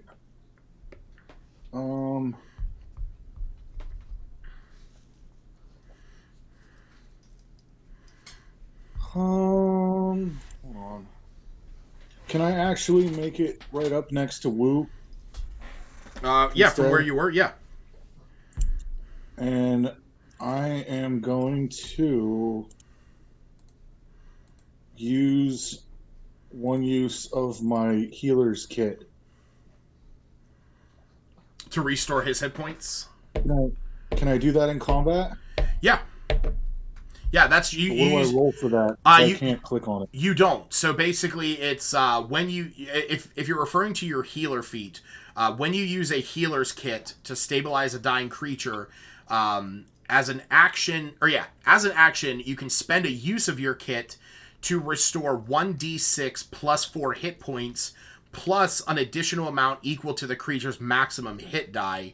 And then as the doctor talent, since that was something that I gave to you for your background, using your healer feat restores an extra 2. So roll a d6, and then you're going to add 8. And then I'm going to add 8? Yes. Nice. Roll a Nice. 6. So that means Fucking 14 points. Wu is back up to max. There you go, bud. Hey. All right, Smith. I'll say, you were looking rather worse for wear. What's up? It is your turn. If you want to pursue the cat, you cannot see where it is. You just know the general direction of where it ran to. No, I'll stay put. Okay. I didn't know if anybody else wanted to try and pursue it. Oh, who's going after it? Okay. Nobody's afraid of what it might bring back. So from here, am I able to see it? From there, let me turn off Groff. No. All right. Well, I'm gonna keep going. Are you gonna dash? Yeah, because if I can't see from here, I only have my sabers, so I'm just gonna keep moving forward until I guess I can see it or run into it. Like the moment you would move like another 10 feet, like another, 20 feet, it's like you would be able to hear it, but you have no means of vision this far away from Urard's light source, so you are fighting blind. You also would not have an action out there since you would use your action to dash. Yeah, no, that's fine. Okay, cool. Wow, so I patch you up real quick, only for you to blindly run into the darkness. Justin, I think you have some competition And here. what did we learn? I know, right? But for Groff... Whoa, what the hell are you doing? Get back here. But for Groff, you are still able to see this thing. You can see Wu running right up to it, like he's about to just hit the thing. You blind moron! Feckin' humans! Oh, I gotta move, not that far. That's a boulder. Alright, I take a shot at the cat. Okay. 14 hit. It does. 5 kill it. 5 does not kill it. It's right next to you, you git. Kyra. Yeah, I just I have to. I'm gonna cast Dancing Lights, 4 in a row. Try and reach out to where I last saw Wu. Okay. I think we could, or maybe we can barely see him. I don't know, but like cast Dancing Lights all the way out there. See if we can see him. Yeah, just doing an align 20 feet apart, I think, is the limit. They have to be. Yeah, they have to be within 20 feet. Right. They have to be within 20 feet of each other, but they can be, you can cast them 60 feet away from you. Yeah. So yeah, we're going to say, you cast them out this direction, which does illuminate the area to the point that, Wu, you are able to see this thing as it's sort of like, like it's bounding away and just, dives off to the side. Hearing you coming up behind it, it is going to swing back and attack you. Sorry, one last... Uh-huh. I wasn't going to do an action or anything, but I just wanted to say on my turn, like, Whoa, what the hell are you doing? Get back here! And... You madman! And so, because you can now see this thing, you do get the opportunity attack before it dives away out into the wilderness. Okay, roll your damage. Jesus Christ! Does that kill it? It does. You just fucking chased it down into darkness. What the hell, man? Yeah, they are all dead. Combat is over. Teach you to take our fish. It's the middle of fucking Lent. People need this. Wu is going to try his hardest to drag the cats back to the group. Oh my. Okay. I mean, they are blind fool. What are you doing out there? They are like the size of horses, basically. Yeah. So go ahead and roll me a strength check to try and pull them back to you. Whoa, you crazy, you reckless fool! You're like... Scorenstein sees this in the distance and he's like, I know you're a klepto, but Jesus fuck! What do you mean? You don't know I'm a klepto. You don't know he's a klepto. I thought they smelled bad on the outside. Hey. Oh man. Okay, well, I'm not going to say that. Then I'll be like, what are you planning to do with that exactly? Eat food, We're don't eating we? good tonight. Yeah. I want to help him drag one back. Oh, my. God, we don't really need food. We need food. We always need food and warm clothes. Uh, And maybe we can sell the fur for money. Well, Cairo will look. on this shit. Cairo will look over remember, to. Sorry, hold on. Yep. Oh, go ahead. Cairo will look over to Yerod and just say, "Well, they're from around here. Maybe it's just a custom they do. Maybe they do eat it. I don't know." So, this cat, is it tasty? You ever had cat jerky before? You're in for a treat. I was gonna say we all need to take a moment to remember the time that Bagbo strolled around with over 200 pounds of fucking turkey on his back. Yeah. Yeah, I forgot that was a thing. All right, so I want to help Wu bring a cat back to the camp so we can start cutting it up and. Oh, we're making camp here. Well, I don't. mean, Are we? I don't It's know. literally like you guys left town like an hour ago. Well, Oh, hold on. We Uh-huh. just had a really tough battle. If we decide to make a camp here and do at least a short rest or preferably a long rest, I mean, we could skin them and make some pelts for bedding and whatnot. The town is only 3 hours away, though. We've already been out for an hour. It'll take 2 more hours for us to get to the next town and sleep. Well, listen, why don't we camp here, butcher and skin these cats, take our meat and fish back to the town in the morning, sell it, and make some coin. We did have a tough battle. I could sing us a song. Maybe we'll be a little bit more rejuvenated, and then maybe we can carry on our merry way once the strong boys have their jerky or whatever. I just don't want to be here overnight in this wilderness. Oh no, with me neither. I don't think we'd even survive. Okay, here's what I propose. We take a short rest. Wu and I cut up the cats. Everybody else can heal up and whatever, and then we'll get going. Yes.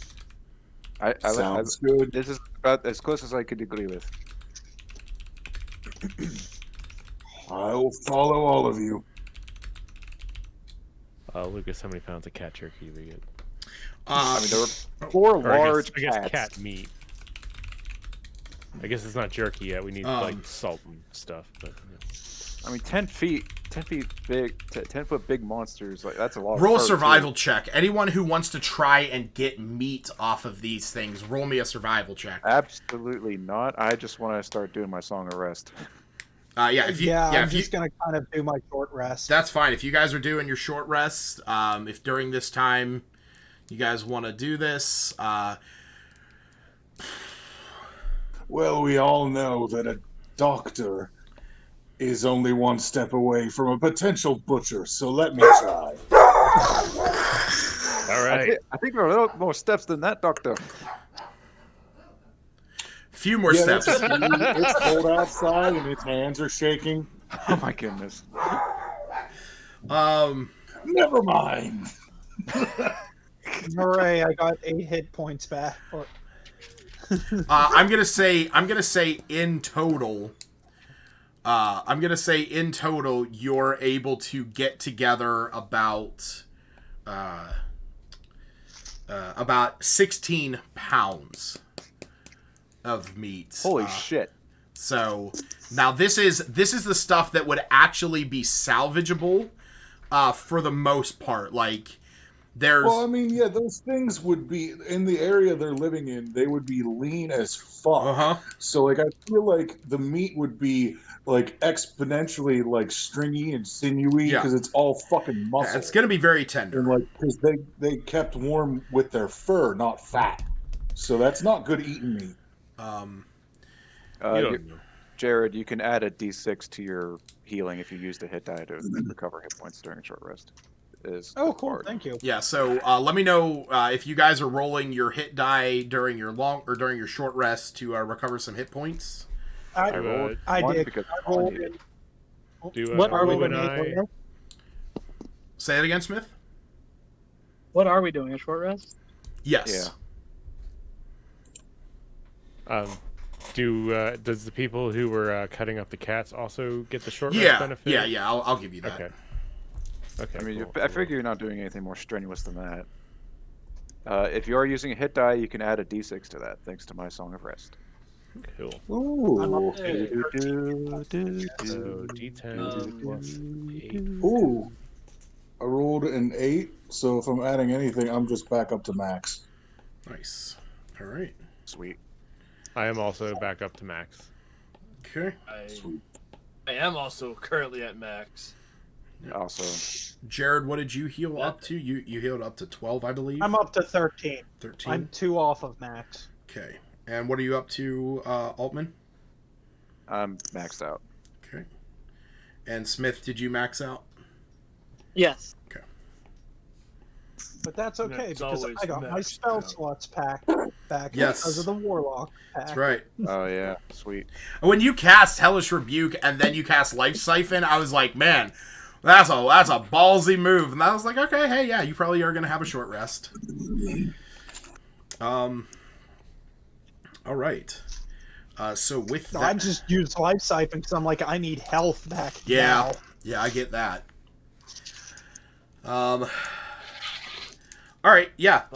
So with that, you are you're able to, an hour has gone by. You've sort of taken an opportunity to sit here and catch your breath. Gotta pull something up. What's up? So, how much meat did you get there, lads? Let me ask the 16 DM. pounds. Yeah, I would say, Holy. yeah. You got a collective, like what you were all able to throw together from the 4 of these things, was about 16 pounds. All right, so we each take 8. Or how many of? Or Kavarda was doing it too. How do we? Yeah, I'll say, I'll say that it's since Groff got the highest, you have 5. Everyone else has, well, that'd be divided by 15. Yeah, you would have 6. Each one of them would have 5.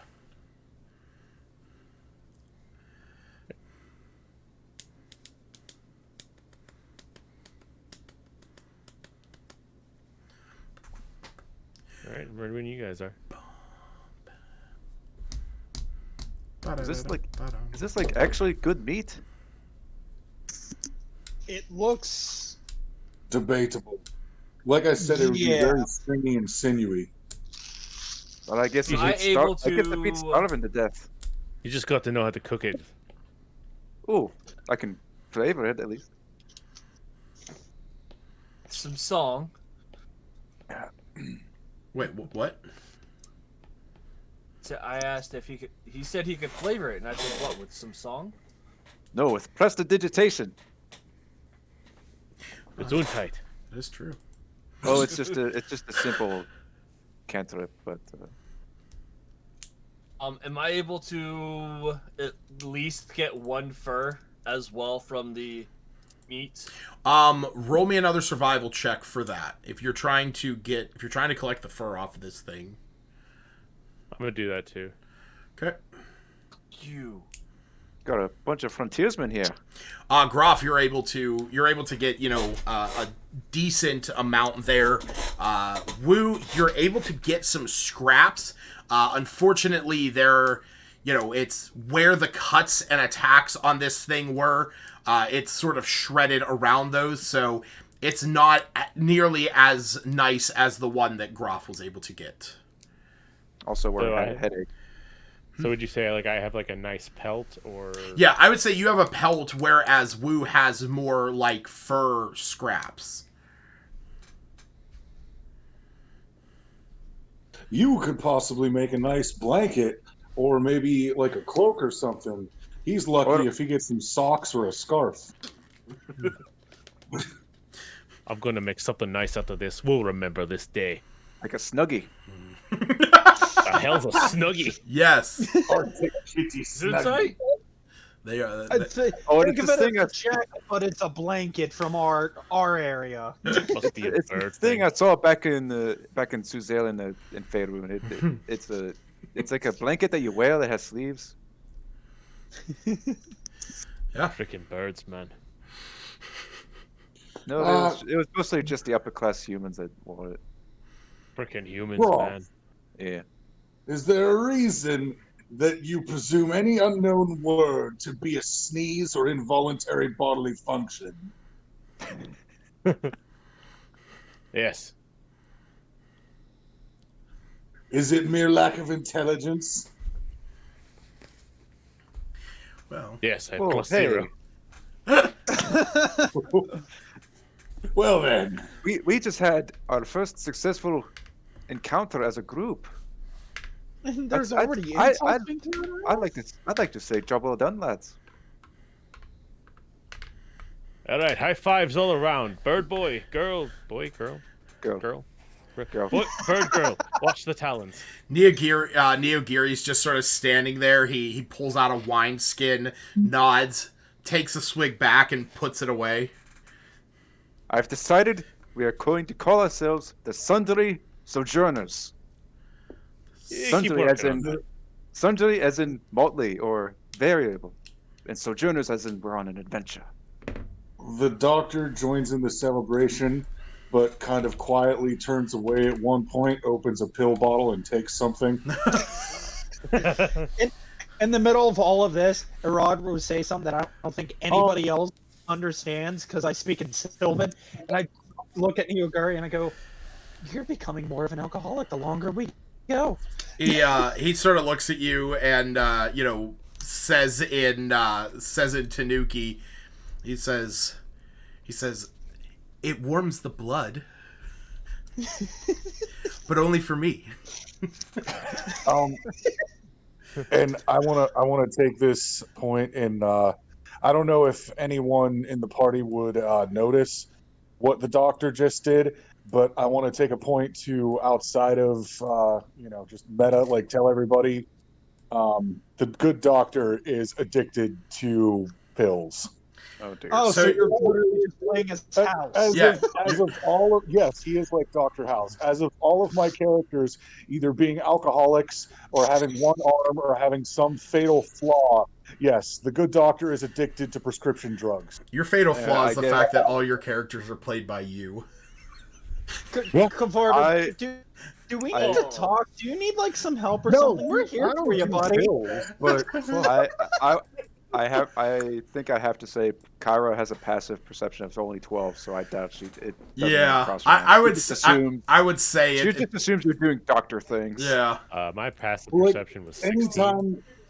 anytime the group enters like an act of jubilation or like either like a minor celebration or anything, like the doctor is going to take a small vial out of his pocket and pop like one or two little pills from a container that he has. Can I? Yeah, my passive perception's 15. Can I ask? Are you trying to hide that behavior? That's what I'm saying. Yeah, he kind of like turns away and like goes off in the distance for a second. Can he do a stealth check to see if we notice? I would Oh, say boy. I would say it would. Want me to? No. I would say it's going to be his passive. It's going to be his passive stealth versus all of your passive perceptions, because if he's assuming that this is something he does.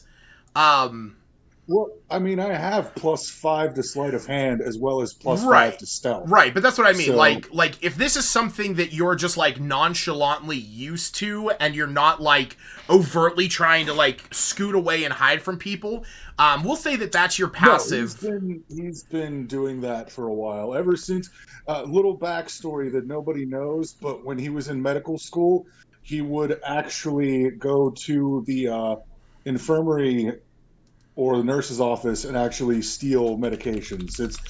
He's had an addiction that he's been able to keep under wraps for a long time. Yeah. So I'll say out of anyone, Gerard was the only one.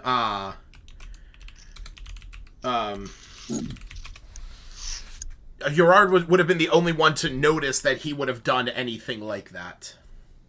What about me? You have a 16. Oh yeah, you would have noticed Yeah, it too. that's right. Sorry, I thought you had a 13 when I Kind looked of at it. me out of passive the do you loop. need? 15.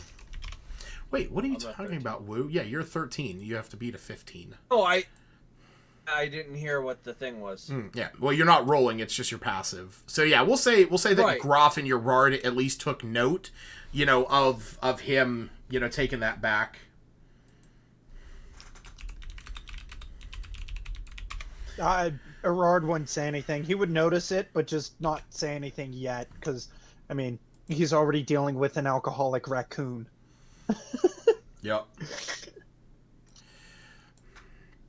All right, real quick, because we're going to move you guys on over the next 2 hours. During those 2 hours, I want to converse a little bit. Sure. So, Mr. Wu, what do you expect we'll find in this, where we're going, Targos? Yep. Do you think we'll find...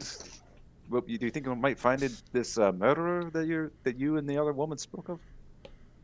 Well, That was the this idea, isn't- right? We're trying to look for clues of what had happened during the murder.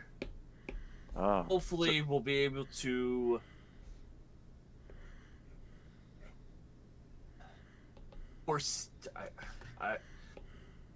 So, I don't want to say foresee, but just hopefully we can Predict. prevent the next murder in town. You're following a shit lead, not expecting anything but hoping for something. well, no, yeah, like so let me say this for you, Woo. You know where the three towns that the murders happened. You know that they took place in East Haven, Bryn Shander, and Targos. And in that order, in fact. So Targos was the most recent one. Something that Hlyn brought up to you was the fact that each one of them just so happened to take place in a town where they have these sacrificial lotteries for that's right. the goddess. So that's sort of like the main thing. So you're going there like talking to the people who run the lottery, or talking to Wait a minute. Is this actually like a reference to the actual short story, The Lottery, where they stone people? I mean, it's not a reference to that, but it is how so like I said in the last session, there's 3 different ways that the towns sacrifice to the goddess to bring onto them good tidings. So the really small towns, yeah, the really small towns give warmth. So in Bremen, for example, on the nights where the sacrifices are given, which is the nights of the new moon, they do not light any candles, don't light any fires or nothing like that. They give up warmth. People come together to just live off of body heat for the day. Anyone who even dares to light a candle will be savagely beaten by the community. There are some towns where they give up food, like they give up, offerings of trout or deer or, crag cats, what have you. So this way they sort of set them out on wooden racks and let, yetis or some creatures of Arl's bidding take them. But Bryn Shander, East Haven, and Targos hold lotteries the afternoon before the new moon. The unlucky person, whose name is drawn, is sacrificed at nightfall. The ill-fated soul is then strapped bare and either tied to a post or sent into the tundra to die. Accusations of rigged lotteries are common, but not usually acted upon. And this is sort of what Hlyn is leaning towards. She sort of just has this, because each one of the towns has been, one of the ones that holds the lotteries, it's something she is sort of curious about. But real quick, I gotta go to the bathroom. I'm sorry. Okay. Yeah. You're looking for a toilet. Okay, It's all around you. So the most recent murder was in Targos, then, right? Is that what he said? Argus was the most recent. Okay. And he said these lotteries are on the afternoon before full moon, right? Yes. Okay, so we got plenty of time at least. We got like almost 2 weeks, according to the calendar. Yeah. That's why we're trying to scout out the other places to kind of see what had happened, then try to make it there before day before the to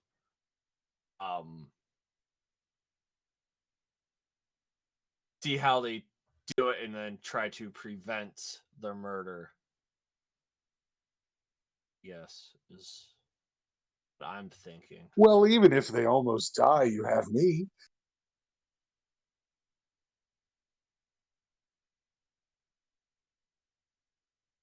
Hopefully your surgical skills are better than your butchering skills there, Doc. Oh, one and the same.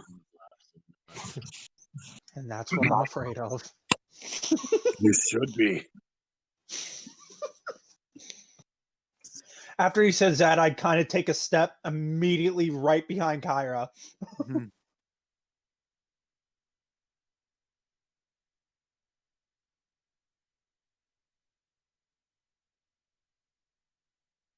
Yeah, how about that Pokemon Snap? I'm gonna say, oh, just kidding me, boy. I'm perfectly capable from keeping you away from the gates of the afterlife. Good to hear, because I kind of have my own thing that I need to accomplish. Oh, man. So what was that name in reference to, Altman? What? The name you said, the Sundry Sojourners.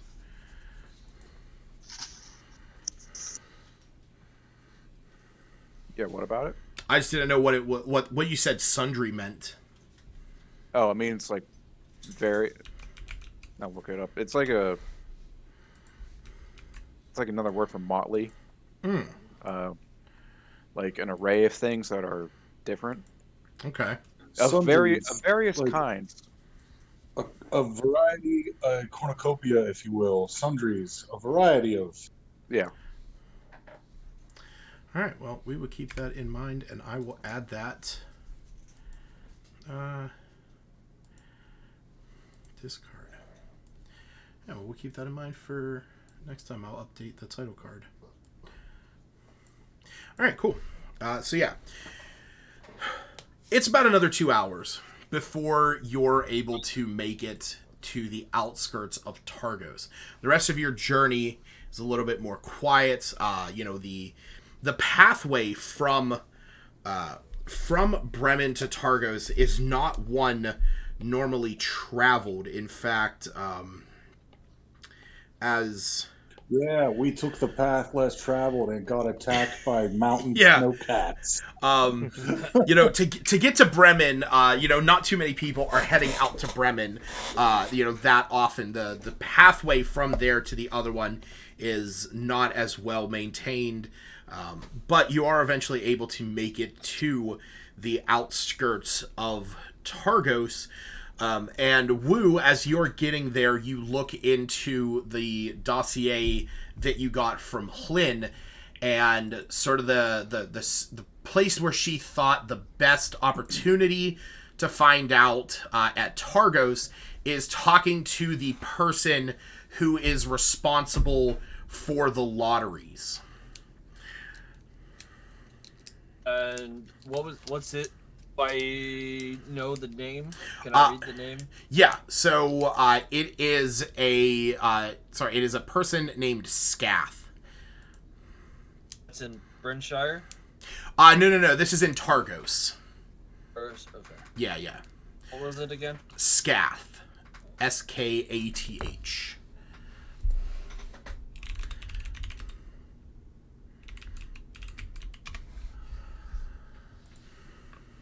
All right, honey, I know our last name is literally faggot, but Whoa. I feel like our son's first name should be Gaylord. Whoa.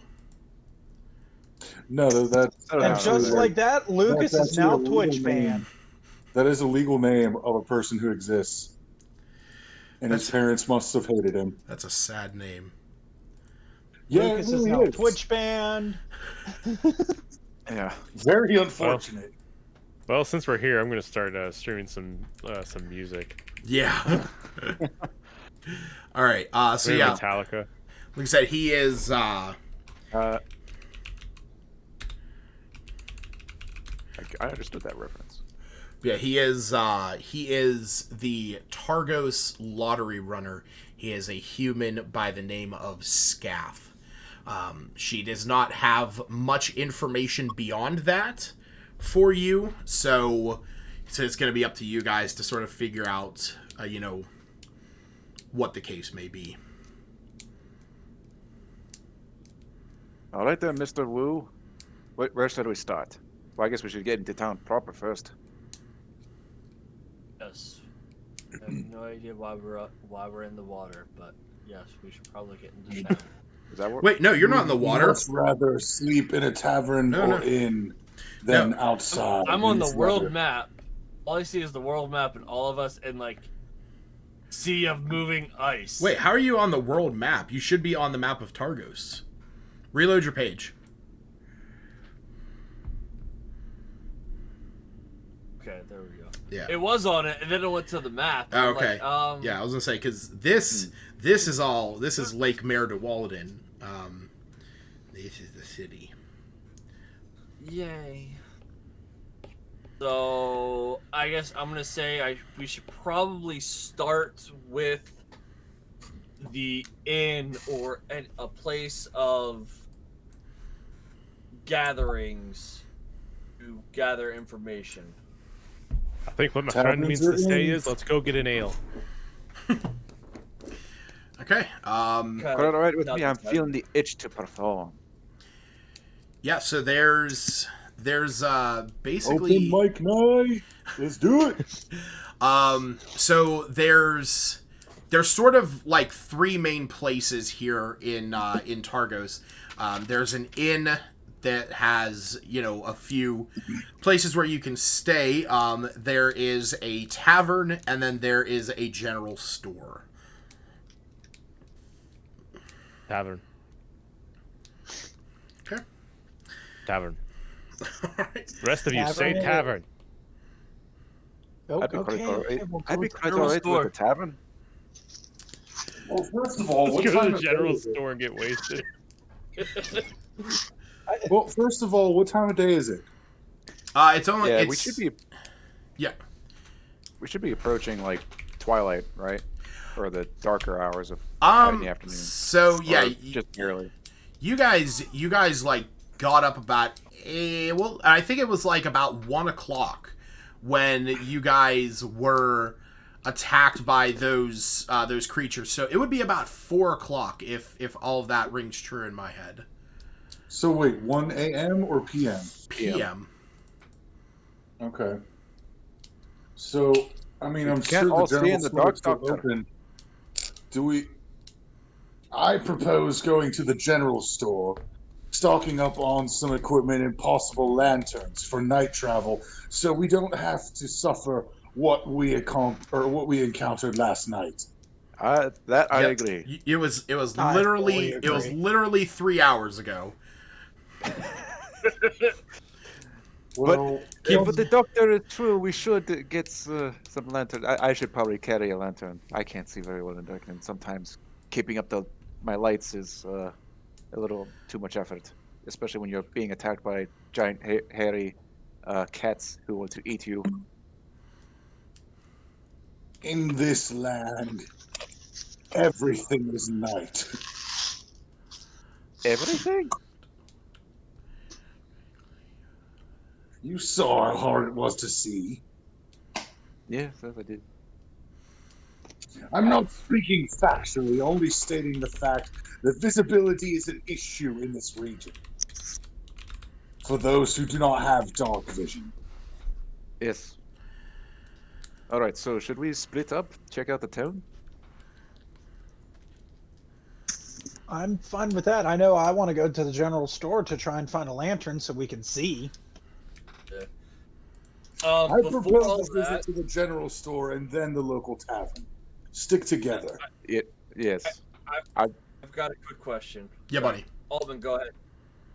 Oh, I just wanted to say, me and Yarad aren't from around here, so yeah, we'd prefer to stick around to the locals like you boys. It would be greatly appreciated. In a settlement this big, I'd rather not split up from the group. It does appear to be bigger than Bremen.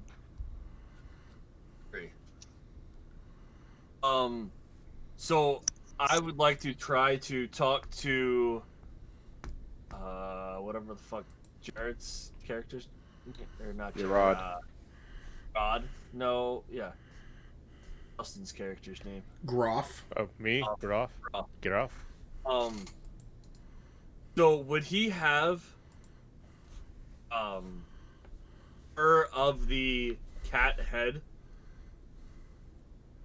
Lucas? Would he have heard of the cat head? No, like, for the head No. of the cat. He wants to make a badass helmet, and no, Well, Aaron. wait. I mean, what fur of... Oh, so, okay, I mean, that would have been up to Groff. Did you... No. Okay, so yeah, no, the head was left, out in the wilderness. Okay, so could my scraps be the head of cat?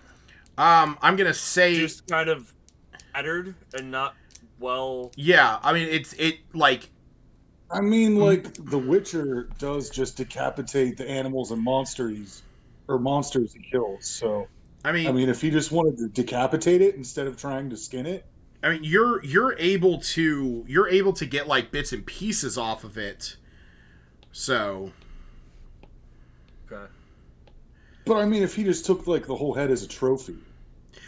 Well, sure, if he took the whole head as a trophy, but he rolled to skin it. So... Yeah. Oh, okay. I just want to clarify so I can do something later. Okay, that's terrifying. I'm sure there'll be more opportunities later, Woo. Yeah, that's... But if I got a cat-like head, maybe they won't attack me next time. You're not a quadruped. You know what? Maybe back in Faerun, I would disagree with you, but I'm not from around here, so I'm going to take your word for it. I love the fact that she calls it from back in Faerun when it's all the same world. Oh, Faerun's the world? Faerun is the whole world. Like oh, I thought it was like a continent. No, well, it is. So like it is the world of Toril.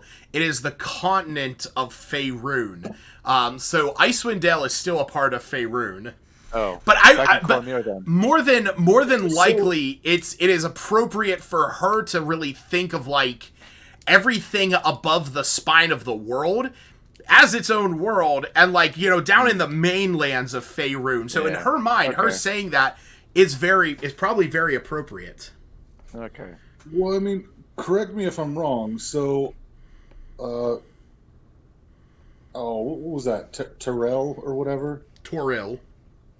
Toril is like the whole world, and Faerun is like the continent, and Icewind Dale is maybe a country on that continent. Icewind Dale is a region. So much like So basically, the way to think of it is if you look at your you can tell we've never done an official. Yeah, never done that. Here, let me give you what you're looking at. Just trying to establish something that everybody should know.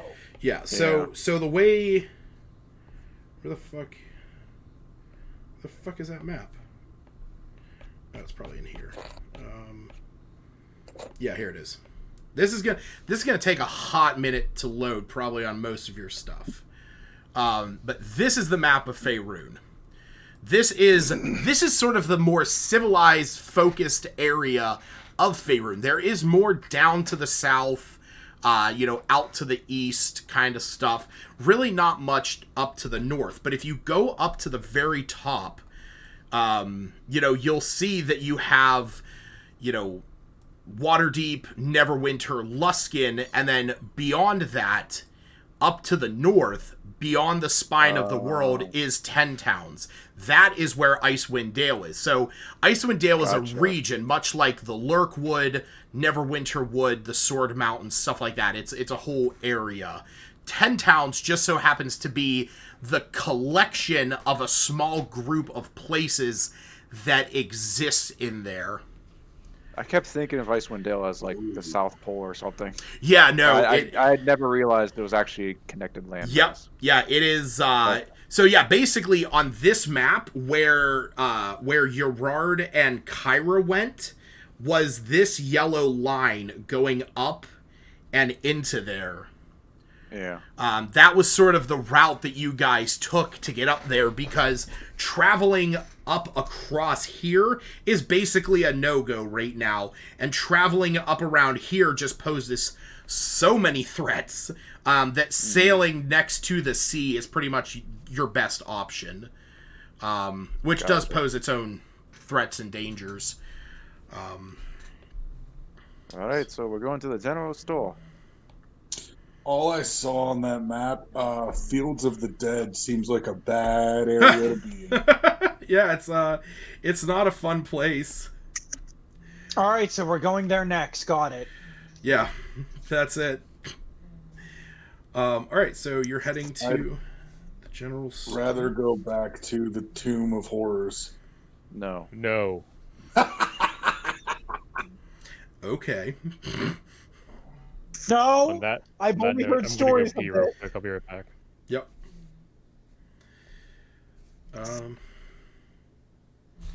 Yeah, give Jared a quick second. I gotta pull up these pictures. I have a website that I'm using to manage all this. Kevin just immediately starts looking at the floor out of PTSD. Yeah.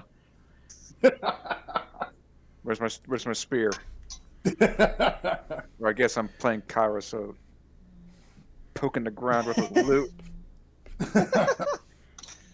I've only heard stories of this, and I can even tell that it wasn't a fun time.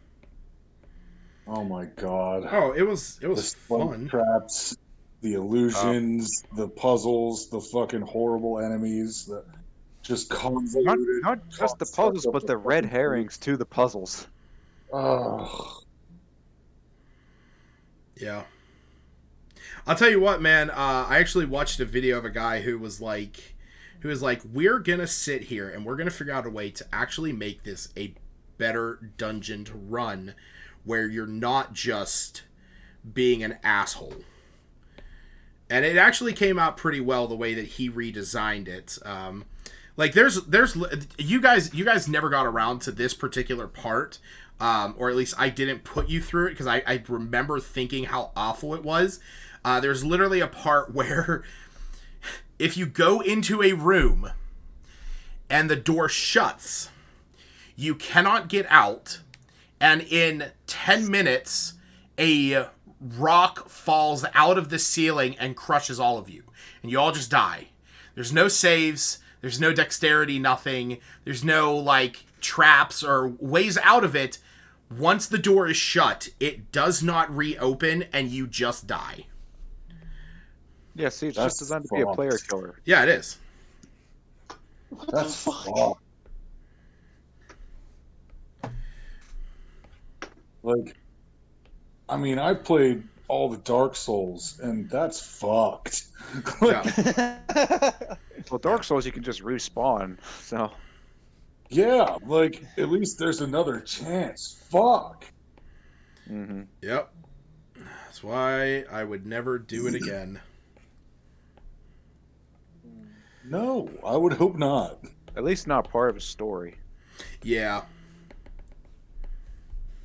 That's like if the DM is like, fuck, I'm done with this campaign. I don't want to write anymore. You're going to the Tomb of Horrors. I mean, there's, like I said, there's definitely ways to make it work. It is just not good. Yeah, I would never. It was honestly one of those things where I was like, I want to run this, and I need to figure out a way to get you guys in it, and so I just put you in it. I'll be right Put back. everybody in the Tomb of Horror. Literally, the campaign starts. You wake up in the Tomb of Horrors. I mean, at level hey, 1. hey, for some people, that's just they want to run it, and that's all it is. It's like, all right, your group has traveled some distance and has now arrived to the entrance to the Tomb of Horrors. Let us begin. Or like, no. Like, everybody shows up at the DM's house, and he's like, all right, you wake up in the opening dark entrance of the Tomb of Horrors. There's no escape. You have no idea who you are. Here's your character sheets. Sort your shit out and go. Yeah. That just sounds terrifying. Yeah, it's crazy. It's absolutely crazy. Lucas, all right. Yo, buddy. I want to get off the track while a couple people are out.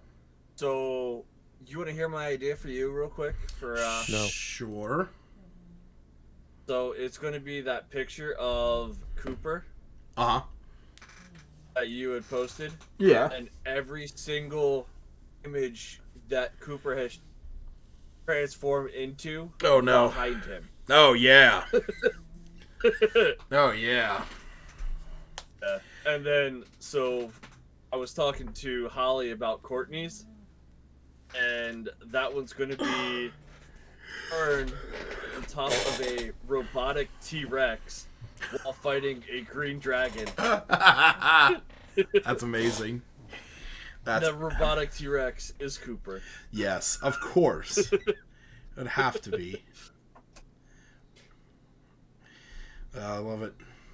You know what? Honestly, I keep looking at that spell ceremony, and just like the simple fact that you can cast a spell once every 7 days to give you and another player a +2 to AC while within 30 feet of one another is ridiculous. And sure, you're casting a ceremony to marry them, but it's still just mechanically you're giving them an AC bonus of +2. Like, why is this not a thing that's exploited more often? Like, why isn't ceremony used? Like, as long as you have somebody with that spell, like, once every 7 days, just pop it on 2 people, and the way that I thought of it was if you have somebody, if, like, you have, like, a gnome caster and a Goliath barbarian, like, pop it on them and let the gnome, like, ride in the backpack of the Goliath and keep them within, keep them on top of one another the whole time. I mean, it's that spell mechanically is great. Yeah. So good. Yeah, well, love isn't perfect. I was waiting for Justin, but he is back now. I'm Justin. Is Jared here? Who cares? Yeah. Yep. Okay. Oh, okay. Plus, I was also adding some pictures to Beyond, to Yeah, Encounter Justin. Plus. I warned my family. They asked why, and I said I can't give you a definite answer, but there's a strong possibility on my birthday there might be a Father's Day card in the mailbox. I just gave them a warning. And when they asked me why, I'm like, I can't explain it because it's better you just don't know. No, It's not going to be your birthday. I got the date down. Don't worry. Oh, God. This It's in my reminders app. I know when to send it. Alright, I'm just going to leave Nia Gary over there. Doesn't actually matter where you guys go. I have no idea what I'm missing there, and I don't think I want to know. Alright, so, as you guys, as you guys are making your way in here, those And of you, girl. And girl, those of you who have been, or those of you who are residents of 10 Towns, you probably have been here before. You know that this town is mostly built up around its fishing. So much like Bryn Shand or one of the other big towns, Targos is encircled by a wooden wall, which helps protect them against orcs and other threats from the wilderness.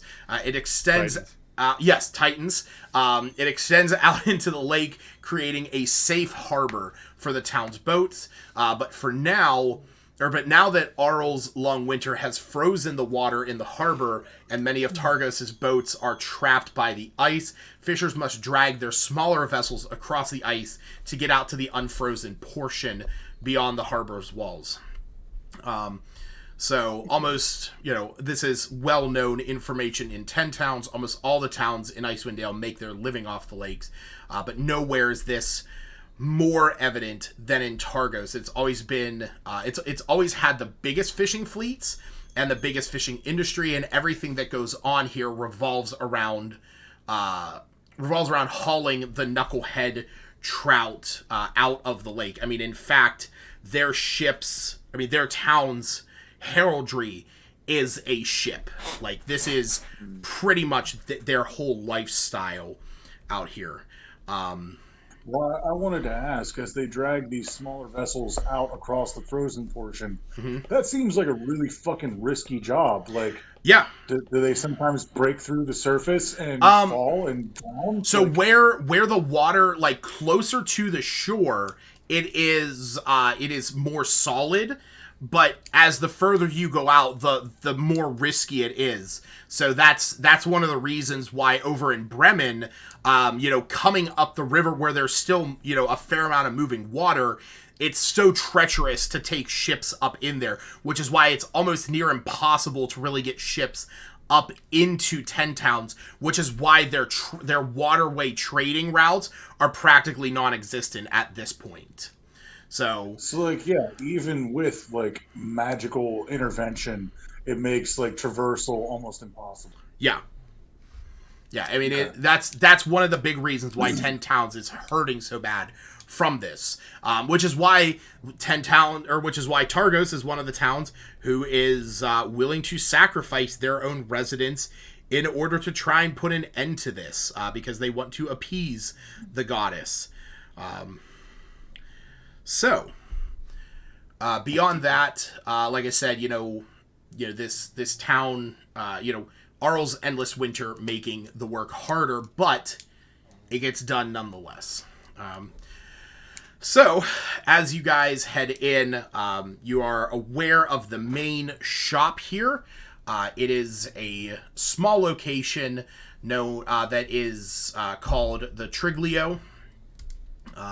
And it is run by a young man. So as you head over to it, you see that there are a number of fishers that are singing shanties around it. They have these lanterns and torches set up, places where they can collect some warmth, sort of just having a jovial old time. They're all singing Wellerman. No, God, no. Yeah, there is actually a song that they sing when they are working. Triglio lads and oist upon the line, Triglio lads and bring yon fishers in. But as you head into, I like that tune. I should take a note of it. Yeah, it's here. I will post that in the chat there for you. This is the shanty that they are singing. But yeah, as you head in, you see the proprietor standing behind the counter. He's going through some inventory, gathering up some supplies. This is what he looks like. So, something you can notice about him, you can see that his left hand has been like amputated. Basically from, like, the wrist. Was it a good job or was it a hack job? From what you can see is that there is, like, a bit of a stump, but it's kind of rough. I was going to say, let's consult the doctor. He knows everything about surgery. I was going to ask the doctor if he did it.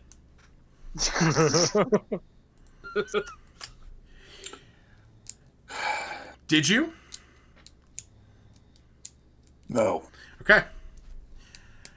I was going to suggest I was going to suggest a minor cosmetic procedure to improve the appearance of said scar, but he told you that the rugged look of it fits the demeanor of the folks that he works with. fair enough, fair enough. Yeah, so as you walk in, you can see that they sell you can see that he sells all number of items. The only thing he doesn't sell are sailing supplies and fishing gear. Well, so much for Literally everything else, truck. like real estate, Yeah, real estate, you shit. it's free real estate. No, it costs money. But yeah, you can pretty much pick up whatever you guys would need here for the most part. Well, yeah, it sounded like you wanted to be the light bringer. The light holder, rather. Yeah, I'll definitely see or buy a lantern for it because we could definitely use it. All right, yeah, you head up to the counter. You see him standing there. He turns around. He says, "Greetings. What can I help you folks with?" Yeah, we're actually trying to find lamps to traverse the dark area outside of town. Yeah, I got lanterns over here. And he points to a wall where you can see that he has a few hooded lanterns set about. Says, Don't forget oil. Yes, we would also need oil for the lanterns as well. yeah, got some sitting around here, depending on how much you need. Says, well, and he points to the lanterns. You can see that he has like a slew of them, and you can see that there are two versions of the lanterns. There is a hooded lantern, which has a circular lens around it that shines light in a 30-foot 30-foot bright, 30-foot dim beyond that. But then he also has one that is called the Bullseye Lantern, which sheds bright light in a 60-foot cone and dim light for an additional 60 feet. So it's more of a targeted area, but it gets you a lot farther. The lighthouse. Yeah. There's always a lighthouse. Oh, God. I would check her out. I would probably go for the wider one, considering it would help more just for the sake of argument of we're walking out and see a wider area, not a straight path. He nods and says, all right. And he goes over, gets it down, and he says, comes with a pint of oil. That'll get you, at least 6 hours on it. But you're welcome to buy more, and you can see that he has a few flasks of them there. I'll buy an extra one. Okay. So for the lantern itself, it is going to be 5 gold, and for the flask of oil, it's going to be a silver. Oh, sweet. I will look at him and say, I'm assuming due to this area and whatnot, that there's going to be, like the other towns would be selling oil as well? Around the towns, the further away you get from the lakes, the worse the prices are. Here in Targos, I assume that you're not from around. Here in Targos, it is more common. We are able to get it straight from the lakes. It does come from, ambergris and whatnot. So, prices around here are going to be as good, but it is available out and about. It's... Honestly, I think the most that you're going to spend is going to be up near Caer Konig. The supplies get a little bit lost up there. All right. Yeah, I was just curious if they are selling it farther out. Mm-hmm. They are. Yeah. No worries. I just wanted a quick note for player to DM. I decided to buy 2 flasks. Okay, so yeah, 2 silver. Gotcha. All right. I want to buy 2 flasks of oil as well. Okay, 2 silver. Yeah. He just covers himself in the oil. I mean, That's the thing. It's like I bought them as backup. He's Yeah. buying them to throw them at things. I mean, here's the thing. Oil, I mean, as an action, you can splash it onto a creature or throw it up to 20 feet away, and when it's hit, it's covered in oil, and if it takes fire damage, it ignites. Also, you can pour it on an area and light that area on fire, and it burns for, like, 2 rounds. So... I'm just picturing Justin pouring it on himself while he's trying to go penguin sliding. Yeah. Kyra wants to ask the shopkeep, excuse me, sir, do you happen to know of any expert tailors around? Something that, well, this is probably a bit of an odd question, but expert tailors and such that I could wear these big, heavy winter clothing, but have room for my wings to sprout, room for my wings to flutter about, allow flight. So, it takes a look at you. Says, I can't really say 100%, but I mean, there's a gentleman in town. He makes a lot of clothing for our fishermen. Can make it very watertight, very nice and warm. Yeah, I can give you directions to him. He's a little gnomish gentleman. You might want to talk to him. What's his name, sir? His name is Ari Ziver. Ah, thank you. Nods and says, so, 2 of you seem, looking at Gerard and Kyra. Says, 2 of you seem new to the area. If you're just picking up gear. Oh, yes, we just arrived yesterday? Yeah, it would have been yesterday. Time is a little bit weird here. He chuckles. Like 18 hours of night or something. Yeah, you get used to it. It's eventually. Which looks like it's going to be nighttime soon. He nods, looks out his window. You can see that it's pretty much already night. The sun, like, it is just like a hair's breadth of like purplish pink light along the horizon.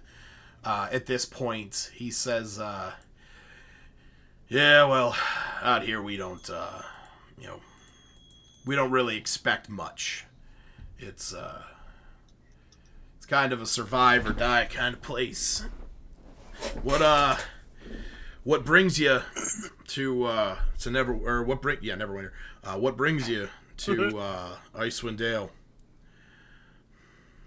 Well, I've heard legends of a floating sea that crashed into Icewind Dale.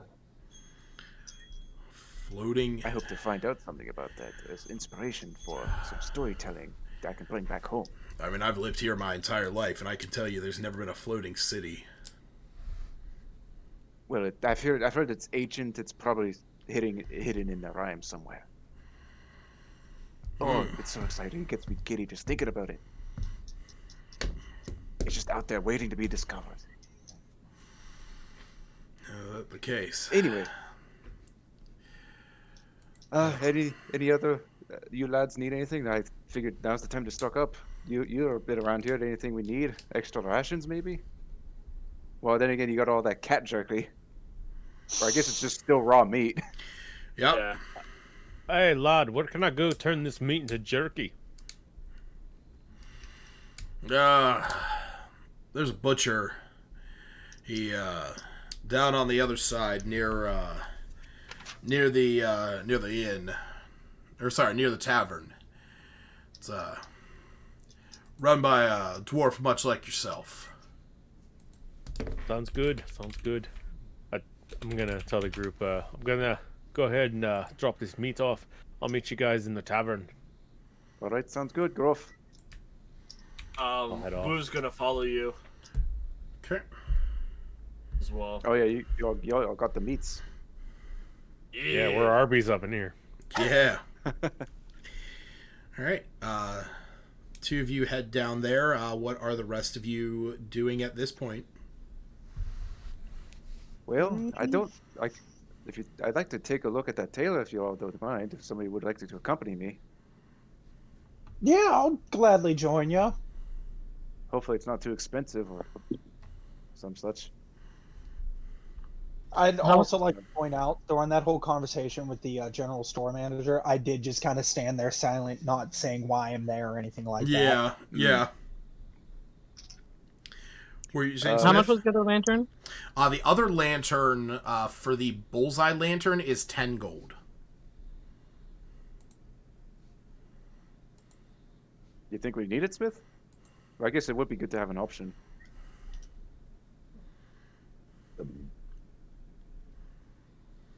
What do I start at? 10 gold? Yeah, I think that's like what you started as. And then didn't we also get stuff from the fisherman? Yeah, he gave you guys some money. I think he gave you like 16 gold. Or I mean, no, sorry, 16 silver. The information got us 10 gold, didn't it? What's that? The Yeah, information about 10. the Yeah, that was. monster? I don't know who added that to their equipment. That was 10 gold that Tali gave you guys. I think whenever we all discussed it, it was I thought we all split it, but I got the majority of it because I spoke to the creature, if I recall. I think that's why I at least suggested. Yeah. Yeah. Sounds right. Yeah. If that was the case, that would have been 10 gold divided 6 ways. Yeah. So yeah, that would have been one gold and 6 Yeah. silver. So yeah, you would have gotten 1 gold and 7 silver in addition. Yeah.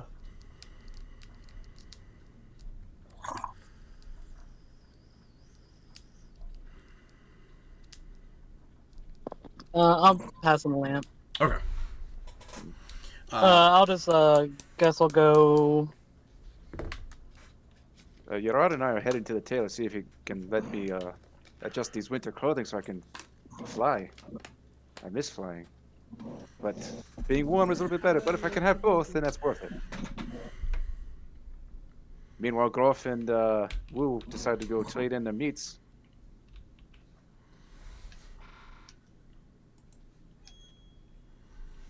Is there a blacksmith in town?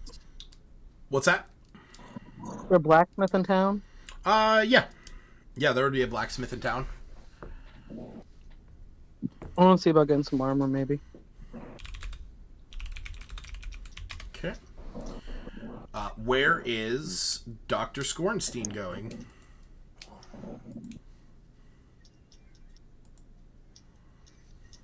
Meet back. Gonna Are we get- gonna meet back at the tavern, or? Yeah, what's we'll the be plan? back at the tavern. Yeah, you guys are after you guys go and stop off at your own individual places. You're gonna head back to the Three Flags Sailing. Three Flags Sailing.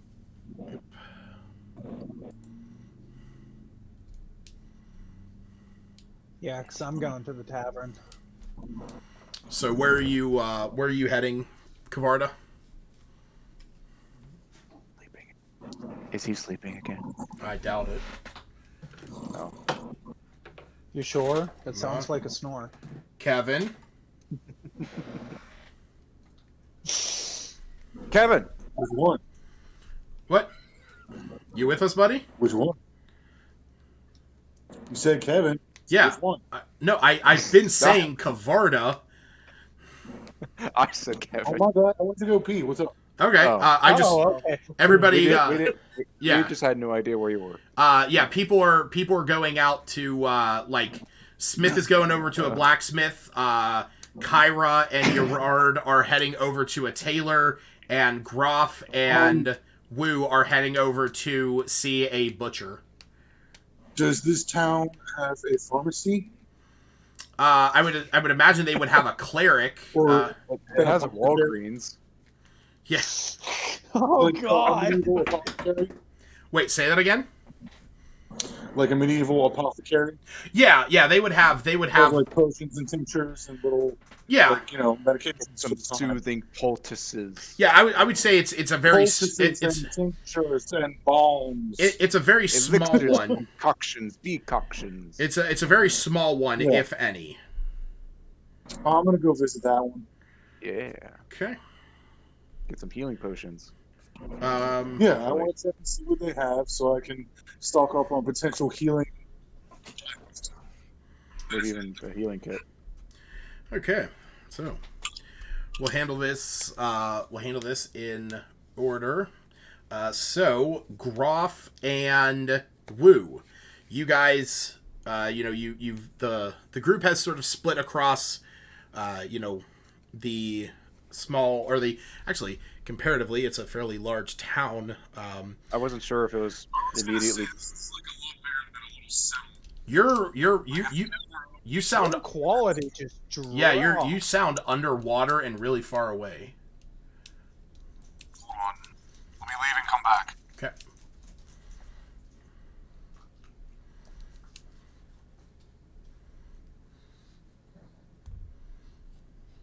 How about now? Is that better? Much better. Oh, much better. Yes. Yeah. I just want to say real quick, I don't know if everybody was on the same page, but we're all going our separate ways, but meeting up at the 3 Sailing Tavern.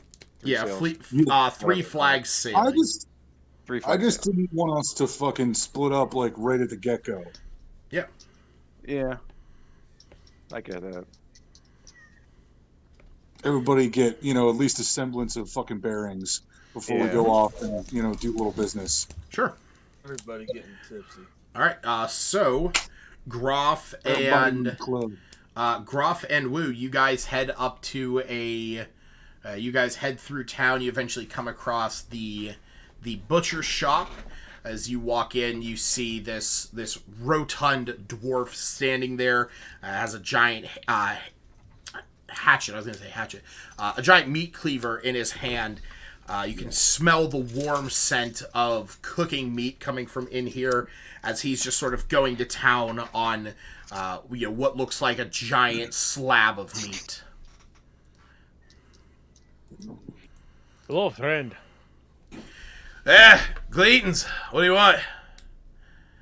Got this stock of cat meat here. I was wondering if you could turn it into jerky for us. Crag beast. I thought they were. Crag cats. Okay. Yes, yeah. Yeah. Looks at it, says, how much you got? 16 pounds. Between the both of us, we have 11 pounds. Yeah. That's right. 11 pounds of it. Actually, that was going to be a question. Since the doctor was also part of that, did the doc give Groff or Wu his meat to get it turned into jerky? Oh, the doc gave me his meat, all right. Oh, God. Wait a minute. I thought we had something special on vacation, Kavarda. Oh, dear. I just roleplay better than you do. No, hold on. Knowing where we were going, can I go ahead and preemptively say that I gave my little meager 5 pounds of cat meat to them, knowing where they were going? That's literally what I was asking. If you did that. Yes. Okay. We have 16 pounds of cat. 16 pounds of cat. He looks at you, says, 16 pounds? How much? How did you get hold of that much? Killed 4 cats. Yeah, I give you credit. This one tried to jump into the darkness and chase after it. He can't see in the dark. Freaking humans, Yeah, you wonder why they end up living. It kind of gives credence to the idea of they have so many kids because they all end up dying for stupid reasons. Lifespan of 60 years, am I right?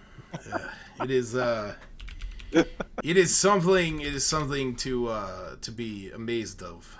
Damn rabbits. They make cute pets, though, humans. Oh, it's been outlawed. That's been outlawed. I know. Wow, what did Groff do before he came to 10 towns? That's what I'm wondering now. He grew up in Baldur's Gate. Yeah. Oh. Okay. Yep. Continue. All right. He looks at you and says, yeah, 16 pounds crag beast. That's quite a number. I can do it. It'll, if you're looking to get it all back, it's gonna take probably about 3 or 4 days. Just to get it processed, it's gonna have to take time to smoke. So after that, Sounds fair. Sounds fair. yeah, I'd say come back in about 5 days. It'll should be ready for you. That amount of meat. I want to make sure that it's nice and done. Give me about 5 days. And what are we looking at? And he sort of pulls out this book. Says, that's gonna be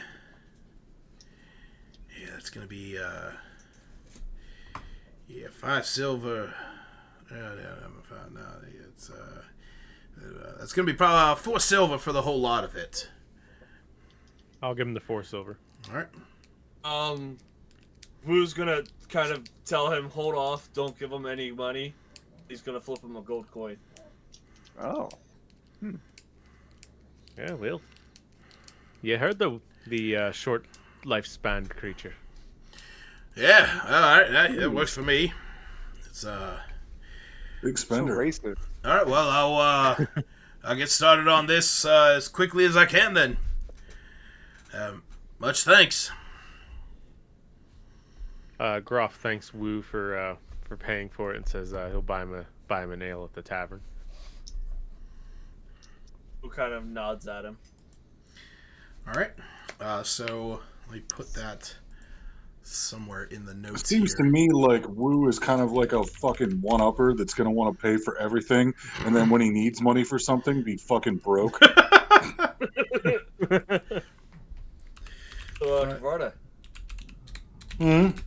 how much gold you got there? Hey, at least he's not at least much. At least he's sorry. All right. So, Let's see what I have. I'm not even with you guys, but Dr. Scorenstein currently has no money. yeah, no, I'm broke. Oh my. I'm a broke backdoor fucking black market physician who is currently very down on his luck, seeing as how his wallet's empty. All right. Man. We'll go next. We go to Kyra and Gerard over to Ariziver's the gnome tailor. As you walk into the quaint and quiet shop, the snow is the snow around town is still bustling. It is still dark for the most part out in the streets. But you're eventually able to find it. It's a sort of hole in the wall kind of place. As you walk in, you brush the snow off and you hear some clattering noises coming from the background of this shop. So We don't see anybody. No, not at the moment. You see bits and pieces of clothing and bolts of fabric sort of sitting about, some equipment and machinery here to make clothing. So you feel that you're in the right place. Excuse me there, sir or madam. I was told this is Arizivir? Gnomish tailor? You hear, one second. You hear loud sort of noises coming from the back. All of a sudden, a gnome walks up, dressed very tightly, very warm, sort of bundled up around their face, and says, yes, sorry. Putting away some inventory. No worries, fine. I was hoping, I have a question for you, good sir. I was hoping, I wish to inquire if you could modify my outdoor winter cold weather clothing to allow room for my wings so I can fly while wearing it. He says, go ahead and take it off. Let me take a look at it. She will disrobe that. Says, Oh, It's just the outer layer. Calm down. he says, Herr Cockra. Yes. I used to work on I've made clothing for Aarakocra in the past. Back whenever I lived down. Yes, I used to live down in the grand city of Waterdeep before I. Well, neither here nor there. Oh, what would be a very interesting place. Okay. It's, yes, it's doable. I haven't made one for this kind of weather. Says, let me get some measurements, and pulls out a tape measure, asks you to spread your wing out. Yep. So, gets the measurements. Says, well, it's, normally creating something like this that will, allow you to protect yourself is one thing, but warmth requires layers, and, layers means weight, and weight means impaired flight. Let me see here.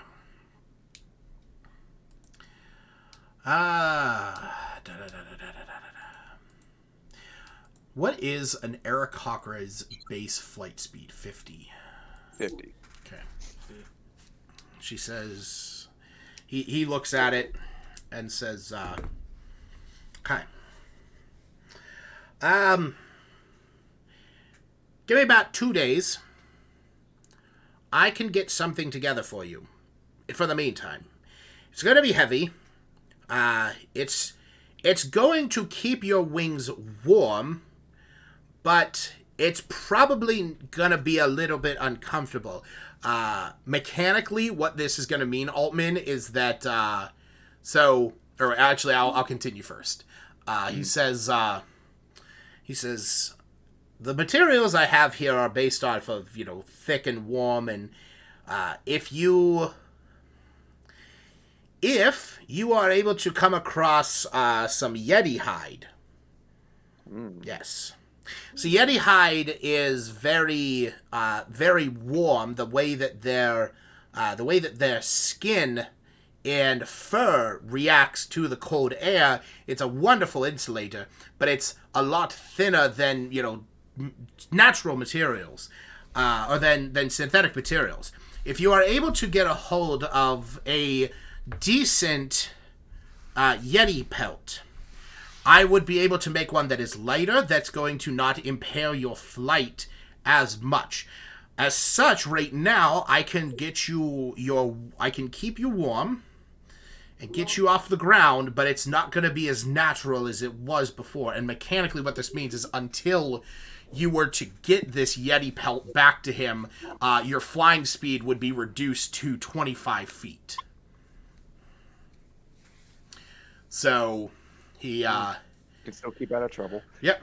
So that's 2 days with the clothing I have now. So I would need a spare then. Yeah, and he'll look at you and say keep. And he throws back what he has. He says, keep this. That's very common. I will get you. I will put together an outfit for you that will work a little bit better for your frame. And you could see that, while he was measuring out your wings, he was also measuring out like your body, your legs and arms and stuff like that. And he says, when you come back, it'll be 5 gold. And I will take the clothing that you have in as partial payment. Otherwise, it would have been about 15 gold. So basically, you'd be trading in the clothing you have now that completely impairs your flying ability. So you'd be trading that in plus 5 gold to get the one that gives you at least half speed.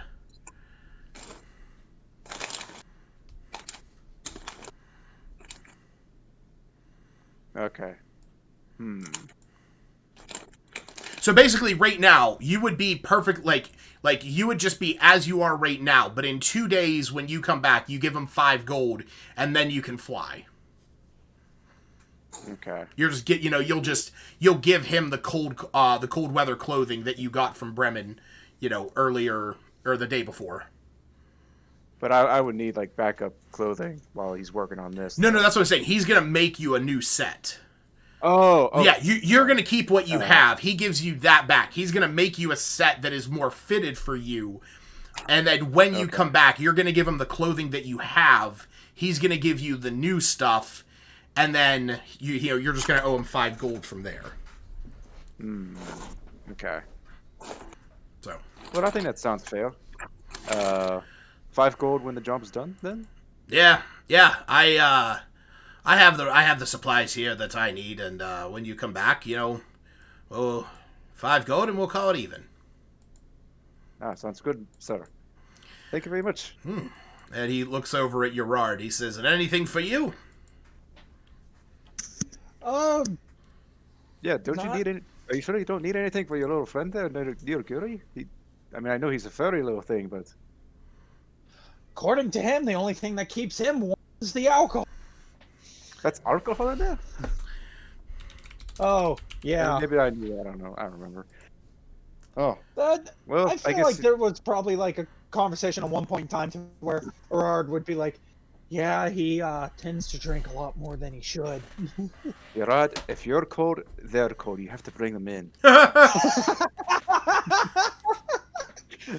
Yes.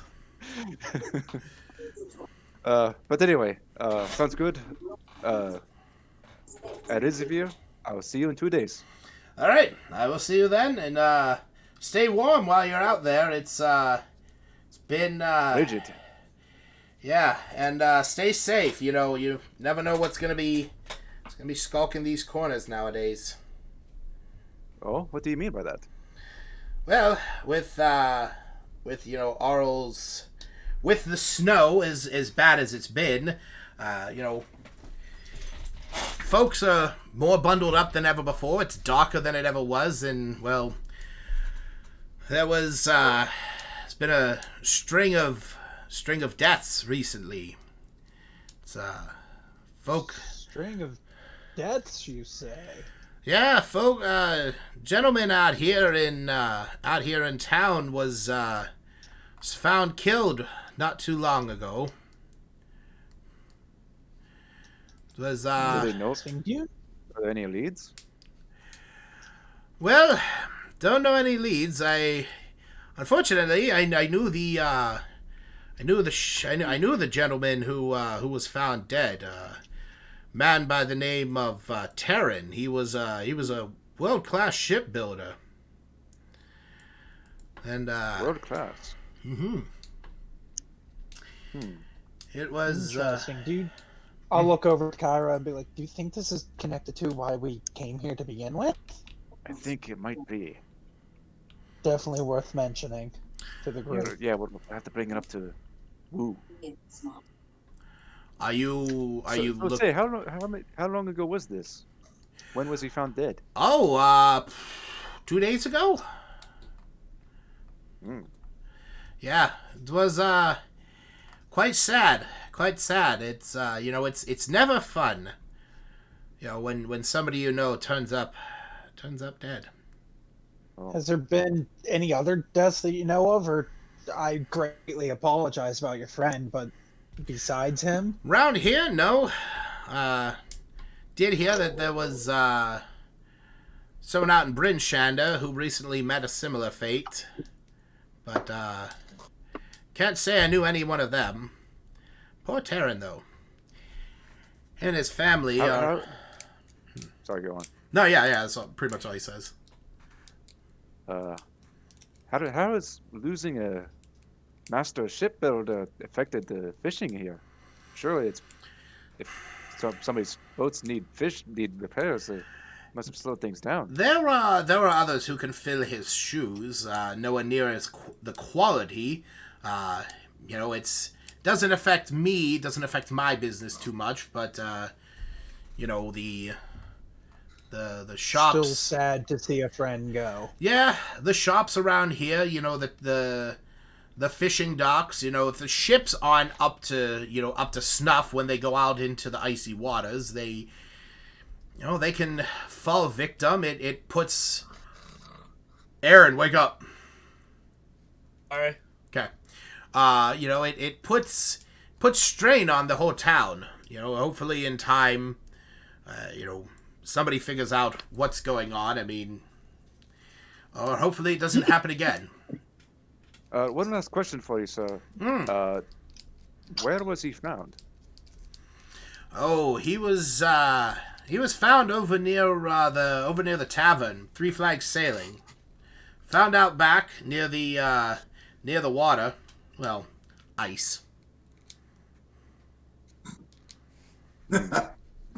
Well, Interesting. thank you for your time, sir, Mr. Arziva, and I'll see you in 2 days about my new clothing. Take care. And he nods. Sorry about your loss. Yes, I'm Hey, sorry about your loss as well. It's I feel bad for his. It's no. Well, he's a good guy.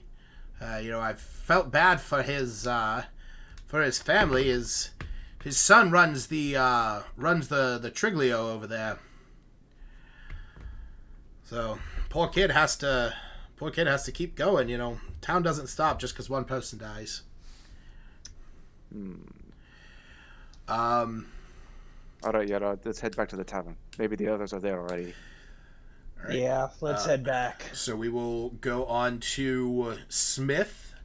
Star Wars wipe transition. Yeah, you eventually find a fairly robust looking place made of stone. There is a chimney coming out the top of it that is just billowing out heat and smoke. The sound of an anvil or an anvil being struck by hammer. Yeah, this constant noise. So you feel that you have come to the right place. All right, I'll go inside. As you enter in, sort of a blast of heat, knocks you back almost. There is just this overall feeling of warmth in this room, and with that, you see there's a bit of a cold chill that moves into the room as you get in here and see a man turns around and raises an eyebrow at you and says, he's probably about 6 foot tall, very wide, chested, about close to maybe your size, just shorter. Says, you want to shut the door? I'll do so. How can I help you? Hi, I was looking to get some armor. What are you looking for? See, he looks and sees all of your tattoos and stuff. Says, can't say I've seen a Goliath around here looking for armor before. Just something to keep me protected in fights. All right. Well, whatever you're looking for. And, he shows you over to a wall where he has, sort of the basic assortment of armors. What specifically were you looking for? I can wear up to medium armor. So something like that. So yeah, I mean, if you have medium armor, depending on how much money you have, I think Not much. 10 gold. Okay, so the cheapest that you would be able to afford would be hide armor. And well, how much does that protect me for? What's that? So hide. Let me see what your stuff is right now. Yours is. So Right now, I'm just using the unarmored defense. Okay, so hide would be 12 plus your dexterity modifier, up to a maximum of 2. So it actually would make it less than what it is now. Damn. Just because your unarmored defense is like one of your better qualities. Now, a shield that might, if you grabbed a shield. Now, the only thing you would have to keep in mind is that since you're using a great axe right now, you would not be able to wield that and a shield. But if you picked up a different kind of weapon, like a one-handed weapon, you could use that. Is there better medium armor? I mean, there But, is. There would be to get you above what you have right now. Just so I have an idea what to shoot for, perhaps. Yeah. So to get you, he sort of explains like looking at your size, I imagine probably what's gonna be better than just your natural, ruggedness, would be some scale mail. But keep in mind, kind of makes you a little bit louder, kind of rubs together, which I guess if, depending on what you're going to fight, might not be much of an issue. Chafing. But, yeah, that's going to run you about 50 gold. Anything bigger than that, then, anything bigger than that, then you're looking into, some breastplate, some half plate, and then you're getting into, armor that is, that's, meant more for, like soldiers and knights and stuff. Okay. Well, I'd like to get it, but it's a little outside my price range at the moment. So, thank you for your time. Yeah, anytime. Stop on back if you need anything else. All right, and then we'll bump over to Dr. Scornstein, heading over to speak with the halfling alchemist, the apothecary here. As you walk up to the building, it's a mundane building, window out front, covered in some ice. As you step inside, you hear the bubbling sounds of poultices and tinctures being concocted in the background. You see a halfling stand up with some oversized Coke bottle glasses on his face. Says, hello. How are you today? Oh, fine yourself. If I had some juniper weed, I would be a little bit happier, but can't complain right now. Well, I come to you as a not healer, but doctor to my group that I am traveling with, and I will tell you right now that I have no money to speak of. But if you'd have any work or any favors that need doing that I could possibly accommodate, I would appreciate some, possibly you scratch my back, I scratch yours. Says, well, what is it that you are looking to get in return? Mainly anything that would be something not so perishable that would be useful in aiding combat out in the wilderness. Well, are you looking to... Or healing injuries in such an environment. I do have some kits lying around here with some general medicinal reasons or medicinal purposes. He looks at your equipment, says similar to that, and he points to your healer's kit. Yeah. Would be something along that line. Now, these do not come cheap, especially right now, sort of needing them as much as I can. So what kind of... Feel free to refuse my service, but I'm offering favors in place of money for goods. What is it that you are good at that I might be in need of? Well, you go ahead and ask me, and I shall tell you. Well, as I said, I need some juniper weed. It's been a trouble to find recently with the way that the weather's been, and especially this time of year normally is receded at this point. cannot say exactly where it would be found, but I imagine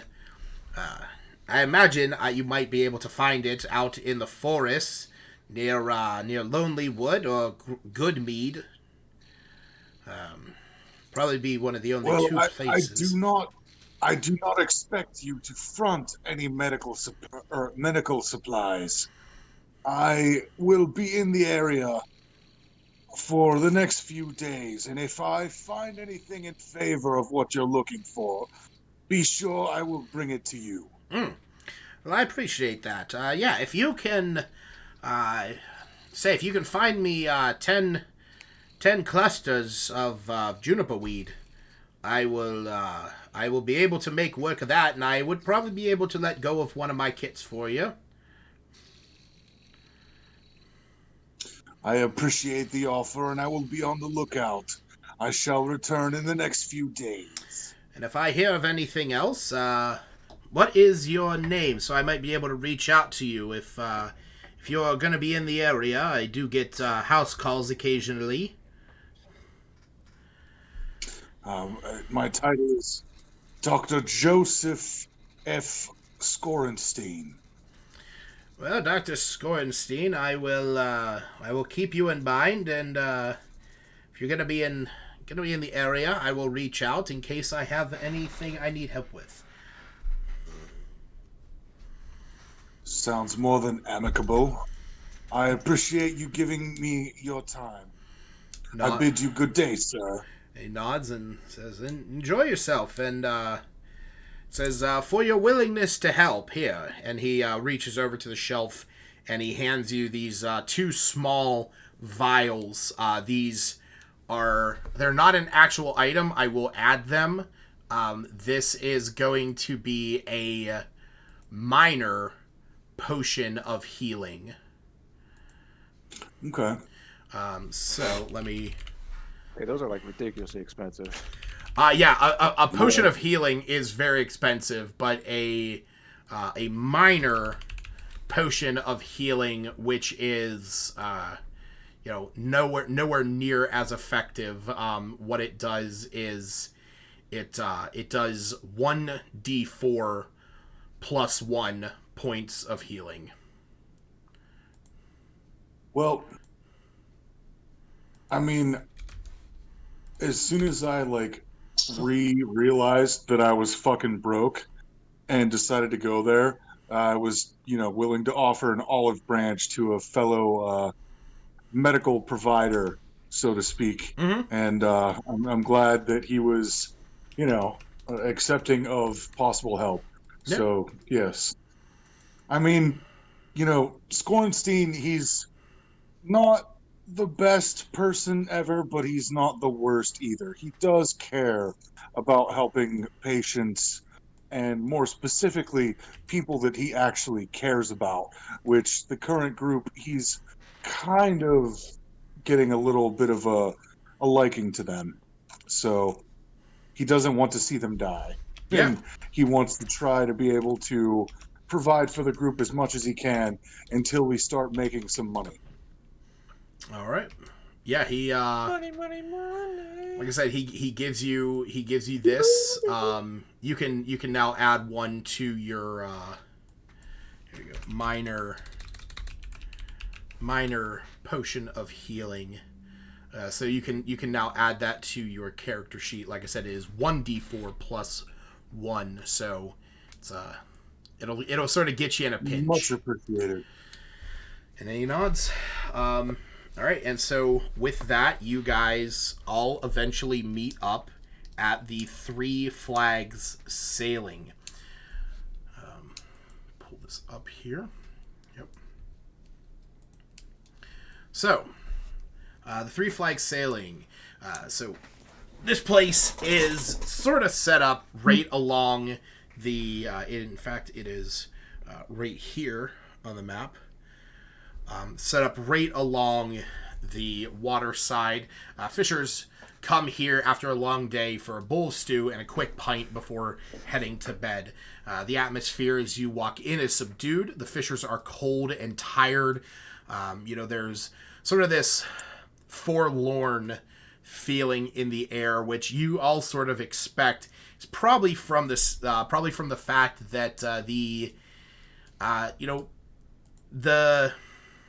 what's the word I'm looking for? These men do a depressing job.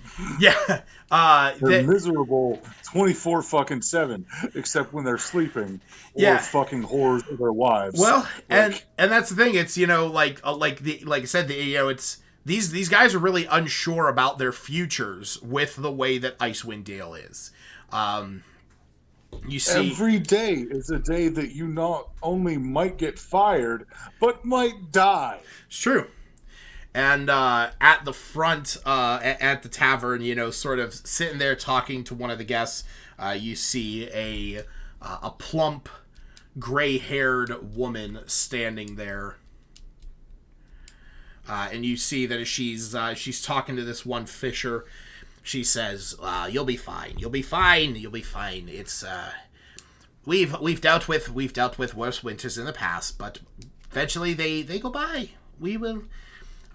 And you are safe here. I always have a room for you. I will always have a nice bowl of stew and a pint. You do not have to worry, my young one. She, pinches the fisher's cheek. Aww. Seeing the door open, the bit of the chill rolling through the window. She looks over at all of you and says, "Oh, hello. Come on in. Shut the door. I will do so. Are we all here? Yeah. Yeah, you're all here. Yeah, you guys all got there magically at the same time, because I am not dealing with varied entrances. Stupid bullshit. I mean, I was going to say, if we got there sooner, all that would happen. Shit that we were doing happened at the same time. Yep. Convenience of narrative. That's right. Well, as we all get there, first thing I'll be like is, so, Aaron, what is your character's name again? Woozing. Woozing, okay. I'll be like, well, Kyra and I heard something interesting when we went to the tailor that might tie into this whole investigation of yours. Yes, supposedly 2 days ago, a man by the name of Terran, a supposedly very good shipbuilder, he was found dead in the back of this tavern out by the water and ice. Apparently his son runs the tavern now. Used to be good friends with the gnome tailor. The moment that you guys said Terran, you see a fisherman he's standing up against the bar. A group of people walking into this tavern definitely draws a little bit of attention, and the one that's close to you, the moment you say Terran, he says, "Spill one out for those lost." And you hear this, this chorus of thunks of ale tankards hitting the counter with a little bit of a splash, and then you see them taking a drink, and as you say that, turns around, he says, "He was a good man. Don't let anyone tell you otherwise." All we've heard was good things about him. Absolutely. Mm-hmm. I'll drink to him. I order a round of ale for everybody in the party. Woo! Yeah. There's cheers. Cheers as people are, like, yes, that's it. Terran would have been proud of that. How much is that? There's about a dozen people in here, so we'll Yeah, did you mean party as in just us or everybody in a tavern? If there's only a dozen people in here, I'll do it. Yeah, that would be like 5 silver. Oh wow. Yeah. Scorenstein's gonna wash down a pill with his ale. Oh no. Okay.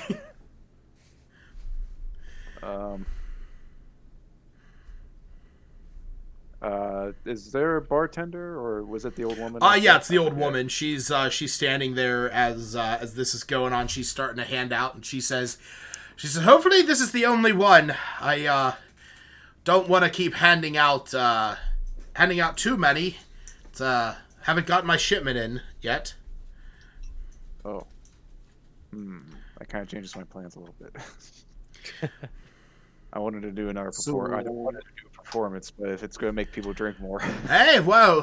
A tavern that's going to run out of ale? It is, and she sort of like raises an eyebrow at you, and she says, "The harbor is frozen, and I'm waiting for my shipment that should be coming here in about a day or so. I have enough to get through the day as long as we don't have too many of these rounds." Understood.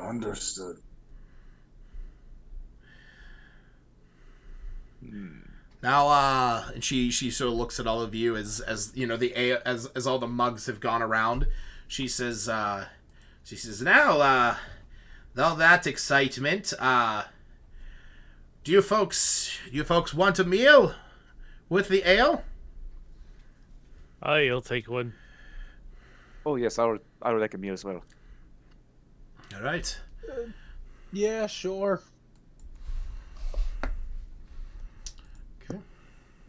What sort of meals do you offer?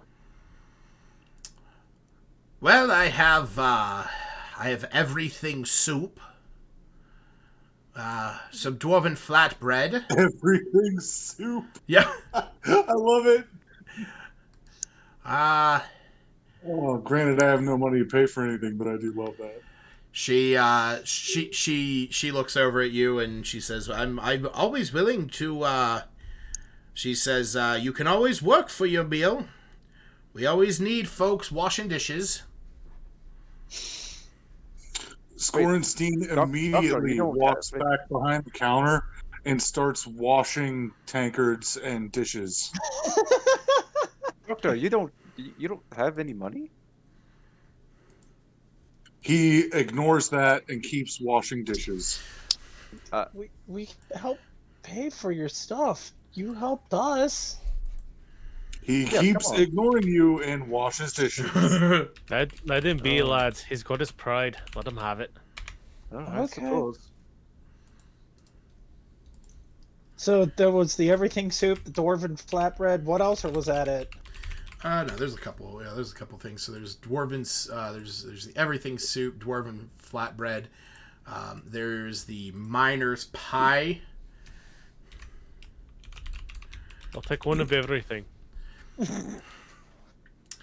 And yeah, and then there's. I was gonna say make that 2 of everything. And then there's also some. Make that 3 of everything.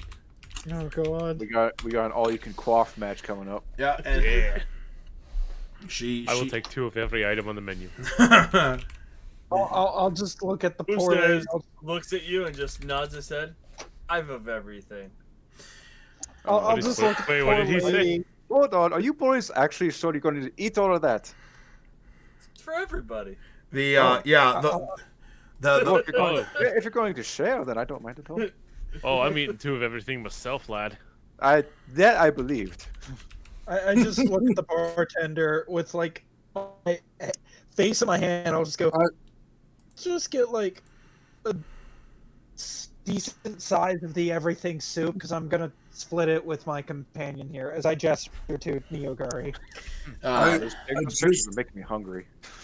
I imagine Justin's character getting handed a menu and just saying, like, just looking at the menu for a second and then just handing it back and saying yes.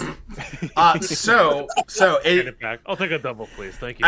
for what it is worth, the meals are 5 copper apiece. I'll just have the everything So- soup. We will literally buy 5 of everything. 5 of everything. How much is 2 of everything? So that's gonna be 1 gold. For One. 2? Wait, for 1 of everything or 2 of everything? For me, 2 of everything. For 2 of everything, it's gonna be 4 silver. Okay. I gave my 5 copper for a Yep. sizable bowl of the everything soup. soup. As did I. Yeah, it does come with a piece of the flatbread, of the dwarven flatbread with it. Excellent. I'm going to be dunking that Yeah. I Like a- split like it a- in half. like a crow with bread. Yep. Yeah, Niyagiri sits down, takes his. Damn, My parents leave out bread for the birds in their backyard, and crows pick it up and dunk Oh, it in yeah. the bird bath. Yeah. Yep. Great. I really want this miner's pie right now. You do not know true sadness until you've watched the video of the fucking raccoon grabbing a piece of The cotton candy? Oh yeah, and watching it dips it in the disappear. water. Yep. Dude, what is this? That miner's What? button. It looks like ground beef, Hold mashed on. potatoes on top, and probably a mixture of veggies. I It can doesn't tell you. look I that hard can. I to can make. tell you exactly what it is. It's So it's That's a offshoot of fucking shepherd's pie. pie, bro. it's olive. Pretty much. Yeah, it's olive oil, onion, a leek, bay leaf, salt. Yeah, 2 pounds of ground beef, 3 cloves of garlic, some fresh So it's thyme. just a shepherd's pie, except Basically, tomato paste, a cup of ale, some chicken broth, corn, peas, parsley, black pepper, and then the topping is 3 pounds of russet potatoes, with some salt and pepper, some grated Parmesan cheese, 2 eggs, some Monterey or Colby cheese. I have the full recipe right here. I'm probably gonna make this tomorrow. Sounds good. Send that shit to me. yeah, send it to me as well. Yeah, I know I sent this out last with my Sunday game. 5e.tools literally has an entire page of D&D recipes. Oh yes. Which is where I pull. I know what I'm doing now. Which is where I pull everything from. Like one of my favorite Why ones. did you not have this available when we were on vacation? Do you know I didn't. They didn't have this then. I love the idea of fried fingers, which are just chicken fingers. Yes. That's what Kakarot eats. Yeah. But like there's elven bread, which is cinnamon roll bread, and then there's dwarven bread, which is the flat bread. Yeah. I love that too. It's where it has the type of like It- where yeah. it's from. Like yeah, Everything's super halfling. Exactly. Like, of course that's halfling. Yeah, no, I love the fact that they have it tied to a race. Like, everything soup, of course it is. All right, good session, everybody. We're Gonna go eat dinner. We're ending it there. We're gonna going have- for dinner now. gonna have Baldur's Kitchen coming up. Yeah. So, yeah. Or Avernus, or the Kitchen of Avernus. The Kitchen of Avernus. So, yeah, we'll say... to come home to make a pizza. So yeah, we'll say that you guys, you get some food, you sit down. The tavern owner, she walks over and she says, "Well, it's been some time since somebody ordered this much food, but I'm happy to make it. Got some nice gentlemen in the back helping me now." And she, you see Dr. Scorenstein's back there, got skillet in hand. She says, but haven't seen you around before. No, yeah. He was back in the kitchen and he was washing dishes, and then as soon as she started cooking, he fucking like jumped in there and was like, "Hey, you need a fry cook? You gonna be the pusher? I got this." She says, "Well, if you're willing to help, that'll definitely cover your meal." And Well, his parents were not only doctors, but they owned a restaurant, and he grew up working in it. okay, So, like, he's an experienced line cook. So he just needs a fucking pusher to tell him what needs done, and he can run a kitchen if he needs to. okay. Oh, we'll keep that in mind. Wow. All right. So yeah, you guys are sort of sitting around. After. Yeah, are we guys sitting at the bar or at a table? You're at a table. Yeah. After the food is brought out. We're yeah. at the largest table that there is. Mhm. Yeah, I mean, we got like 5-6 people. And also 5 of everything. Yeah. Kyra will say under her breath, hopefully Scorenstein doesn't hear her, she'll say, "Aren't doctors, don't they make a lot of money? Why is he cooking? Like, willingly?" To my understanding, he's kind of like a freelance doctor, so he might just be doing it like charity-wise, not asking for payment, maybe? No, I mean he's cooking as payment for. Well, yeah, to pay for the food. That's why I mean maybe he doesn't have any money because he does the doctor stuff as like charity service to help out the area. Oh. That's the only thing I could think of. Definitely be something to ask him down the line. Well, yeah. So, Groff and Wu and Smith, how long have you all been in Icewind Dale? Groff goes with a mouthful of pie. 2 years now. 2 years? Sure. I can't tell what you actually said. I think he said few. A few years, yeah. Oh, a few years. Oh, yeah. What about you, Wu and Smith? I figured we got a little bit of downtime. We should get to know each other a little bit better.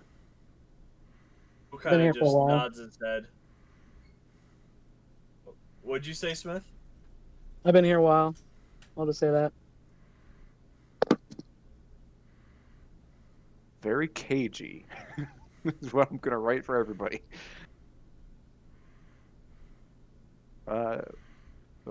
Okay then. So yeah, Wu.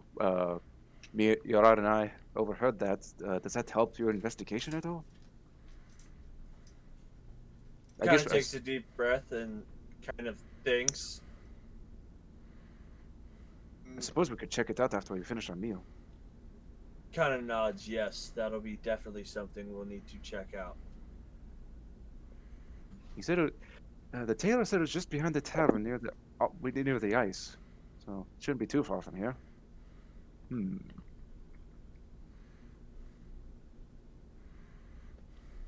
I'll just silently go back to my everything soup.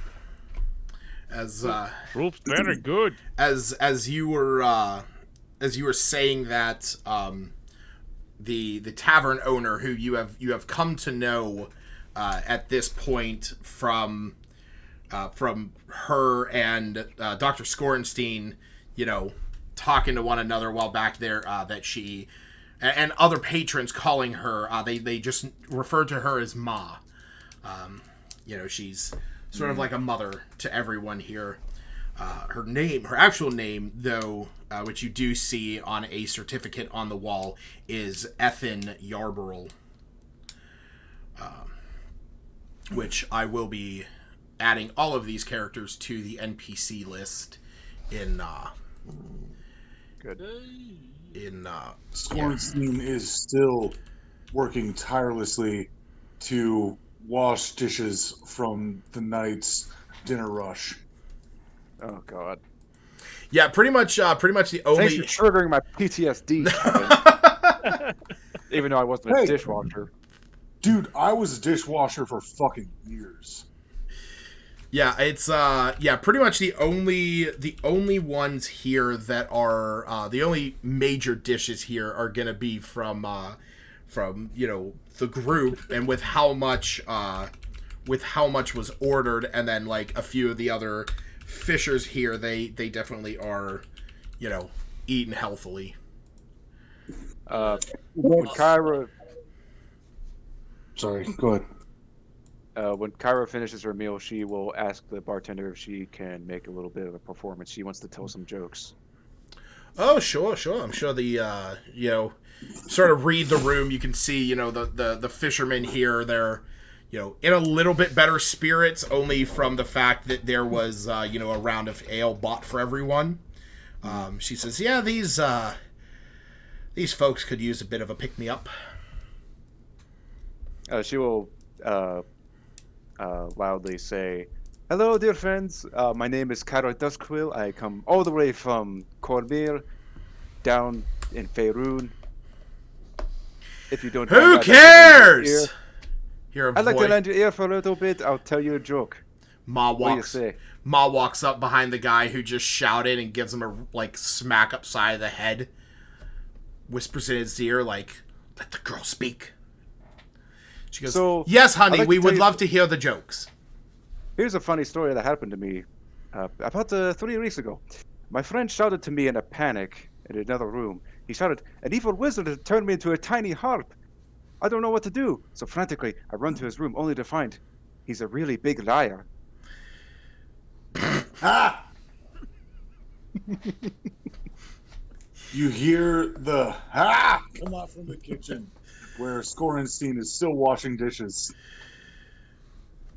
It takes Groff a minute, but he spits out some of his soup after he gets it.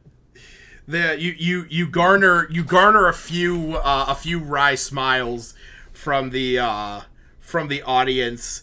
This sort of muted silence that was there is filled with. Yeah, Erard will kind of just give a smirk, assuming that he's heard all of these jokes multiple times on the shipwright and everything else. Thank you very much. I got one more for you, and then I'll go into a song. Why do paladins wear chainmail? Hear a voice. Why? Because it's holy armor.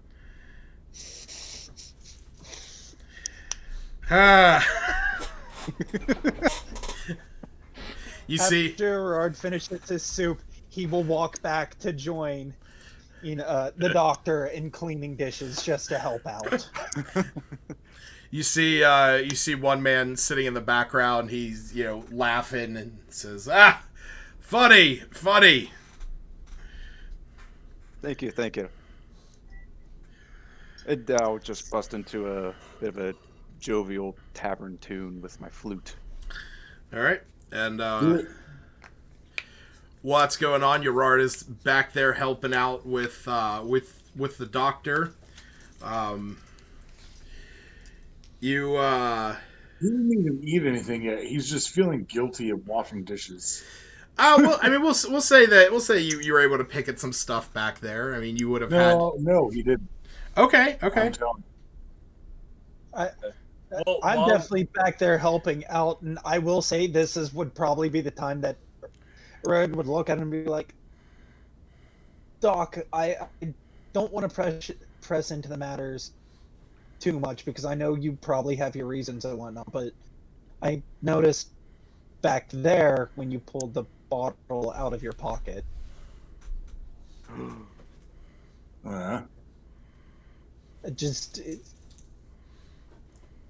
I'm just curious about it all. Is it like, if that's how you get by, that's so be it. But like, well, I don't have money for food. How do you know these aren't vitamins? That's true too. But we can help provide you with some money. We're a group. We're supposed to be a team. Why the Sundays so I'm back here washing dishes right now. And that's why I'm back here to help you. We're a team.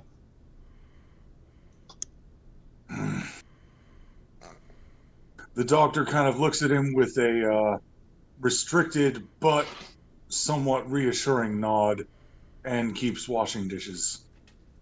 And I just kind of help wash dishes with him. Because Neoguri's too busy sitting out listening to the music performance. Mm-hmm.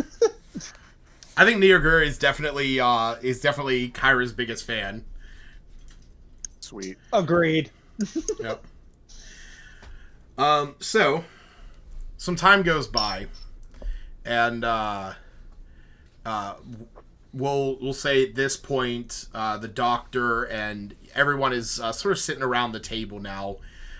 You've all had a chance to eat, and Wu, through sitting here, sort of listening to the various conversations that's going on, you eventually catch a voice from back in the one corner. You see a man sitting there, and he is you see he's sitting there. There's a little bit of a crowd that surrounded him, and something that you catch note of through listening to people is that he mentions a bribe from the last lottery.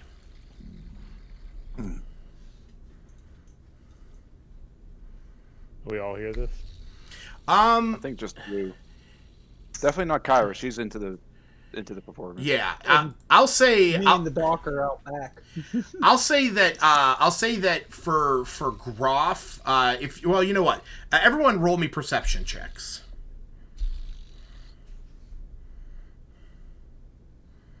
Do you want Kavarda and I to roll disadvantage since we're doing dishes? Or... No. This is at the point where you guys are already out there. Okay. Oh, so we're just in the area eating. Yeah, you guys are at the table eating at this point. Okay. Flaccid 20. Good old flaccid 20. 10. Yeah, so we'll say that with Kyra singing, she's maybe still like humming to herself, like recanting some jokes in her head. Smith. I got a 7. Okay. The doc is still sort of nursing some food, and Smith is sort of just there, enjoying it, thinking about just sort of enjoying this nice camaraderie of all these people together. But Gerard and Groff, you're sort of like listening around, but you don't really catch anything very specific. But Gerard and Wu, you guys Gerard as the one who brought this about the guy who was killed to Wu's attention. You're sort of listening around, and Wu, you're listening around as well. And eventually you hear this person in the back corner of the tavern sort of chuckle and says, yeah, I'll take a bribe from anyone if the coin is right.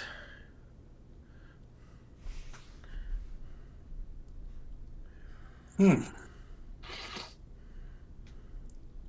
just gonna kind of shake his head, stand up, and kind of go over to the table. All right. Do you think that's wise, Wu? I say this as he's getting up, but I'm assuming he does not care.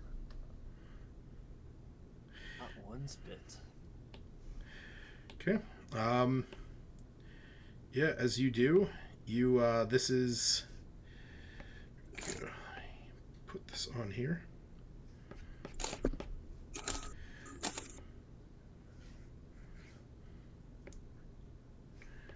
Copy. Paste.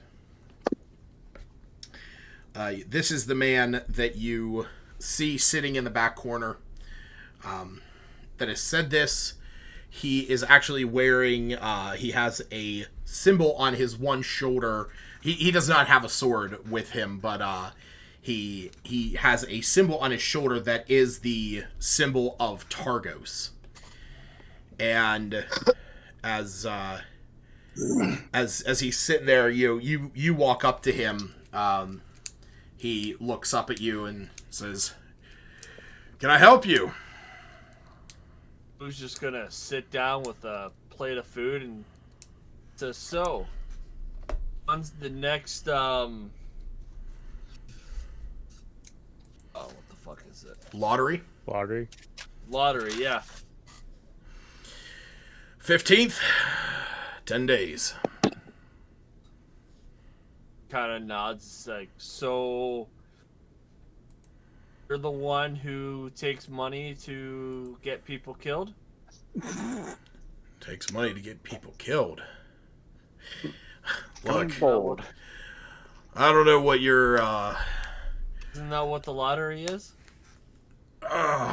well, the lottery, as everyone in town will attest to, is to keep the town folks safe from the, biting cold of the goddess of winter.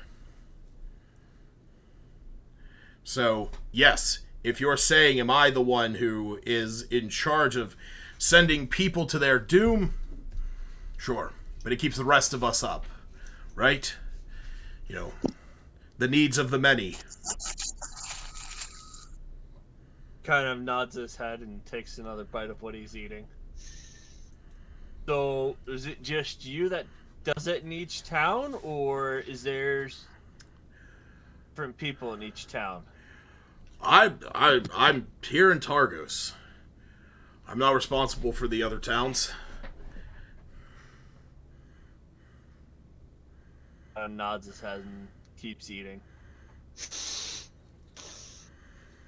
What would be? Who would be in the other towns? I have no clue. What is this even about? Just are you nods and keeps and he looks at you and he says, "Are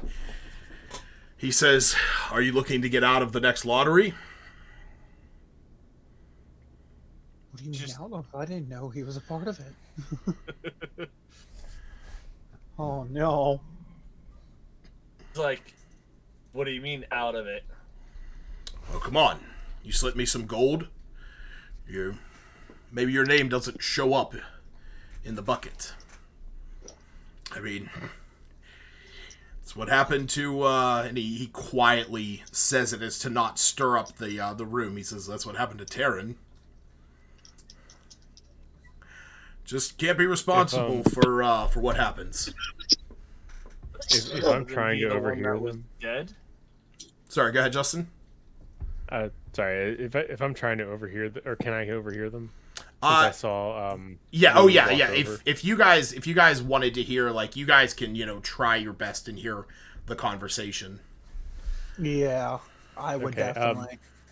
Then real quick, at the sound of him saying that he was taking a bribe to get the other guy killed, I want to just down the rest of my ale and then pour oil from my flask into my mug. Oh no. Okay.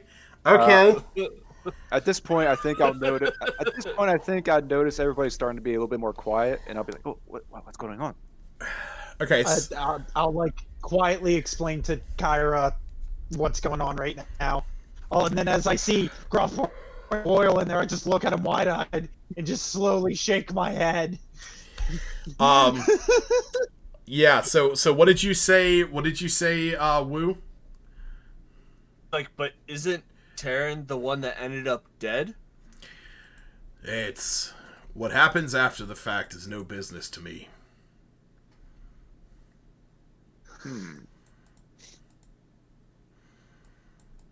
It's So who knew that he had given you money to not have his name drawn in the lottery? Well, the only one I had mentioned it to was the only one who came asking. Some weird blue-eyed fellow that followed Torg around. Which, the name Torg is notable to you because that is the owner of the Torgs, like, the trading company that's sort of going from town to town. Sure. You said he was a blue-eyed fella? Yeah, he was kind of weird, if you ask me. Gives you this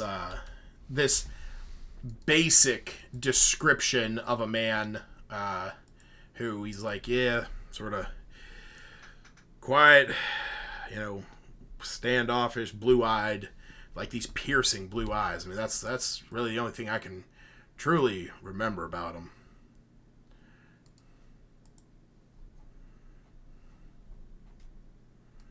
Kind of nods his head. Okay. He just finishes whatever he's eating. Yeah, he says, so he says, yeah, he came to me a few days ago, asked if anyone had paid to get out of the lottery. Told him, and that was it. A few days later, it's gone. Or yeah, he says a day later.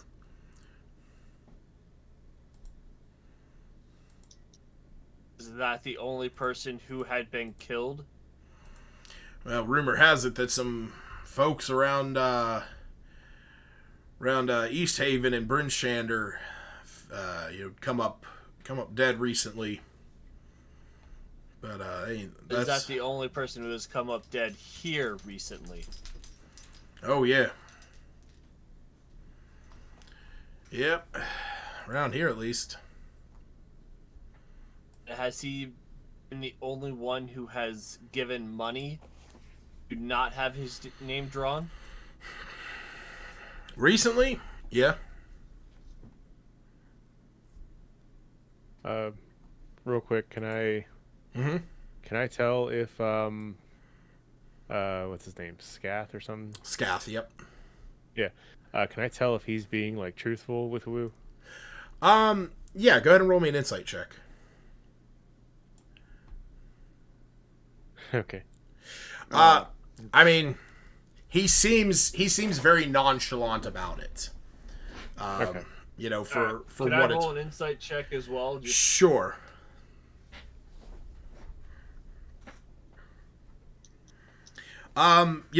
Again, he seems very nonchalant, like, everything he's telling you is of no big deal to him.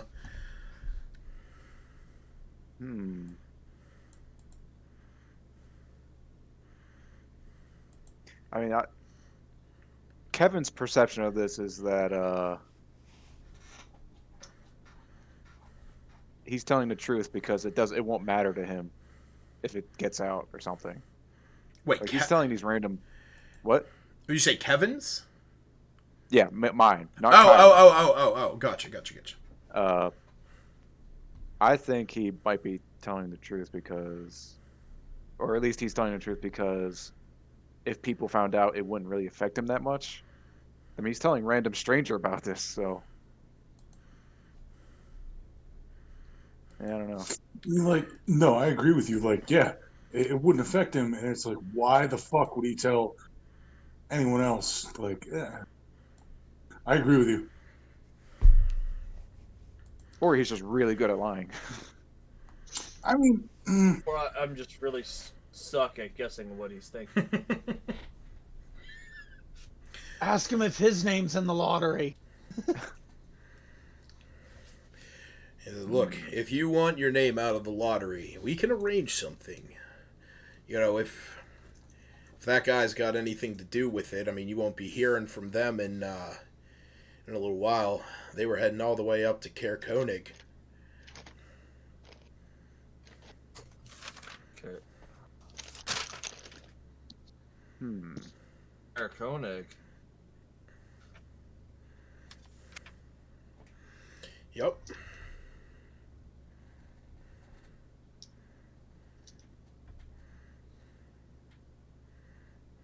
Like, how much would it be for my name not to be in the drawing? Well, it's if you're serious about it, 100 gold. Oh. It's a little steep for my pockets. Quick question. I guess, in the context of what our characters know, is this lottery like for people who live in the town or anybody who happens to be in the town in like 10 days? Residents of the town. Okay. Yeah. So our name shouldn't be in theoretically, the lottery. so theoretically, Yeah, he doesn't know this. Obviously, Scath doesn't know this. Okay. Yeah. Although I did introduce myself to a bunch of people who could just like throw my name. Yeah, like you could be. Whoops. Oh. He's just gonna mention, I don't have the money now. Hopefully, by that time, end up with the money. Well, I spend most of my afternoons here. If you want to find me, you know where I'm at. Kind of nods his head and keeps eating. This is tell your friends if they want their names out of it as well. You can have a group. You can have a group deal. can you guys hear me? Yes. Yep. Yeah. Yeah, my phone died. Sorry. Oh no. No worries. Is Scath like a government official, or is he just the dude in charge of the lottery? He's the one in charge of the lottery. Okay. Do I know where like his boss would be at? I mean, you know that the town master would be probably settled up over in the town hall. Or, you know, you might want to ask where the town master is. Yeah, I'll ask the bartender. She could tell me how to find the town master. She nods Ask and Mom for the town master. says, yeah, Nerith, he stays over at the Luskin Arms. And how far away would that be? Oh, it's just down the road. Oh, thank you. I'm gonna stand up and look over at was it Gerard was the one that noticed me put the oil in the flat or the oil in the mug, right? Yeah, it was me. As I looked at you and I shook my head no. I'm gonna hold the mug up and be like, I'm gonna go out and take a piss. I'll be right back. I'm instantly gonna look at the group and be like, I'm going with him. All right. I wanna go down to the town masters. Okay. I'm following him and I'm just going, whatever you're planning, don't do it. Don't worry, I don't think I'll be needing my ale. It's not what I'm worried about. Okay. And as I see you, I just leave my half-eaten bowl on the table and walk out with you. Why are you all following me? I'm just taking a piss at the town master's place with a mug of oil. Yeah, that's the problem. Is Dr. Scorenstein still washing dishes? No, that's been over for a while. Oh, okay. Yeah. Well, Dr. Smith, do you think we should go with that? What's Wu up to again? Wu went with Groff? yeah. Oh, okay. Well, it looks like everybody's heading out. I don't know why. Taking a piss. I didn't think it needed to be such a group effort. Me neither. You go. I'll just wait here, I suppose. Have fun. All right, are we outside the tavern now? Yeah. All right, I want to say to those two. All right, listen. I have no intention of using this. If I don't have to, we're just gonna make sure that the town master knows what the no good bastard's been up to with the bribes, and if the town master's in on it, we burn the town down. The mansion down. The town mansion. We would be run out of town. That would be considered terrorism. Look. This is just an old interrogation technique that I learned in my old regiment. It'll be fine. Oh my. Hey, Lucas, real quick. Uh-huh. As I walk up away from him, can I use sleight of hand to see if he has any money? From who? The guy who I was talking to. Scott? Oh my god. It's in his pockets. You would not be able to discern that unless you're fishing into his pockets. You just go up and give him a goodbye hug. Yeah. Yeah, thanks, man. I promise I'll get you more money. Here's a solid pat on your back pocket. I want to do a sleight of hand. I'm thinking. I'm thinking a handshake. What do you mean? What do you sort of handshake? explain to me? Explain to me what you mean by you're doing a sleight of hand. I would like to do a sleight of hand to kind of see if I can locate the money. But what physical action? Yeah, that's what I'm asking. Like, what are you like? Are you just reaching into his pocket? Are you going through his stuff? Like, you're sitting at a table next to him. You're not like laying in bed caressing him to where your hand movements aren't, obtrusive. When I got up to leave. All right, let me rephrase this. When I get up to leave, where would be the door to Where would he be compared to the door? He was sitting in the corner, so it is away from him. Okay. Never mind then. Okay. All right, so then we go out and I talk to the guys and we head to the town master hall. Okay. So you're heading to. Are you heading to the town master hall, or are you heading to where she said that he lives? Where she told me. I assumed that was the hall, but no, she said that he lives down at the Luskin Arms. No, we'll head down to the Luskin Arms. We speak to the town master. If he's in on it, Fire Fist interrogation technique works wonders. If not, we turn the guy in. No problems. All right. So, Lucas, just out of curiosity. The 24 would have been able to pickpocket him. Again, no. Even though that's very high, again, the idea of you walking up to him when he's in a corner, sort of away from everyone, and just sort of fishing into his pockets, he's probably not going to take kindly to that and might just stab you in the chest. Hey, no matter how high of a dexterity roll you roll, you're not going to fly if you don't have wings. Yeah. So as you are heading down to the Luskin Arms, you come across you come up to the building.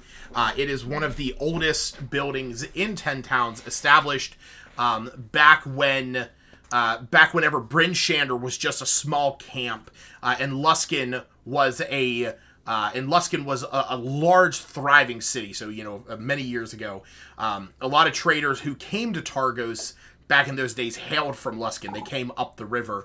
And so the Luskin Arms was built to look like it came, like it would be found in the city of Sales.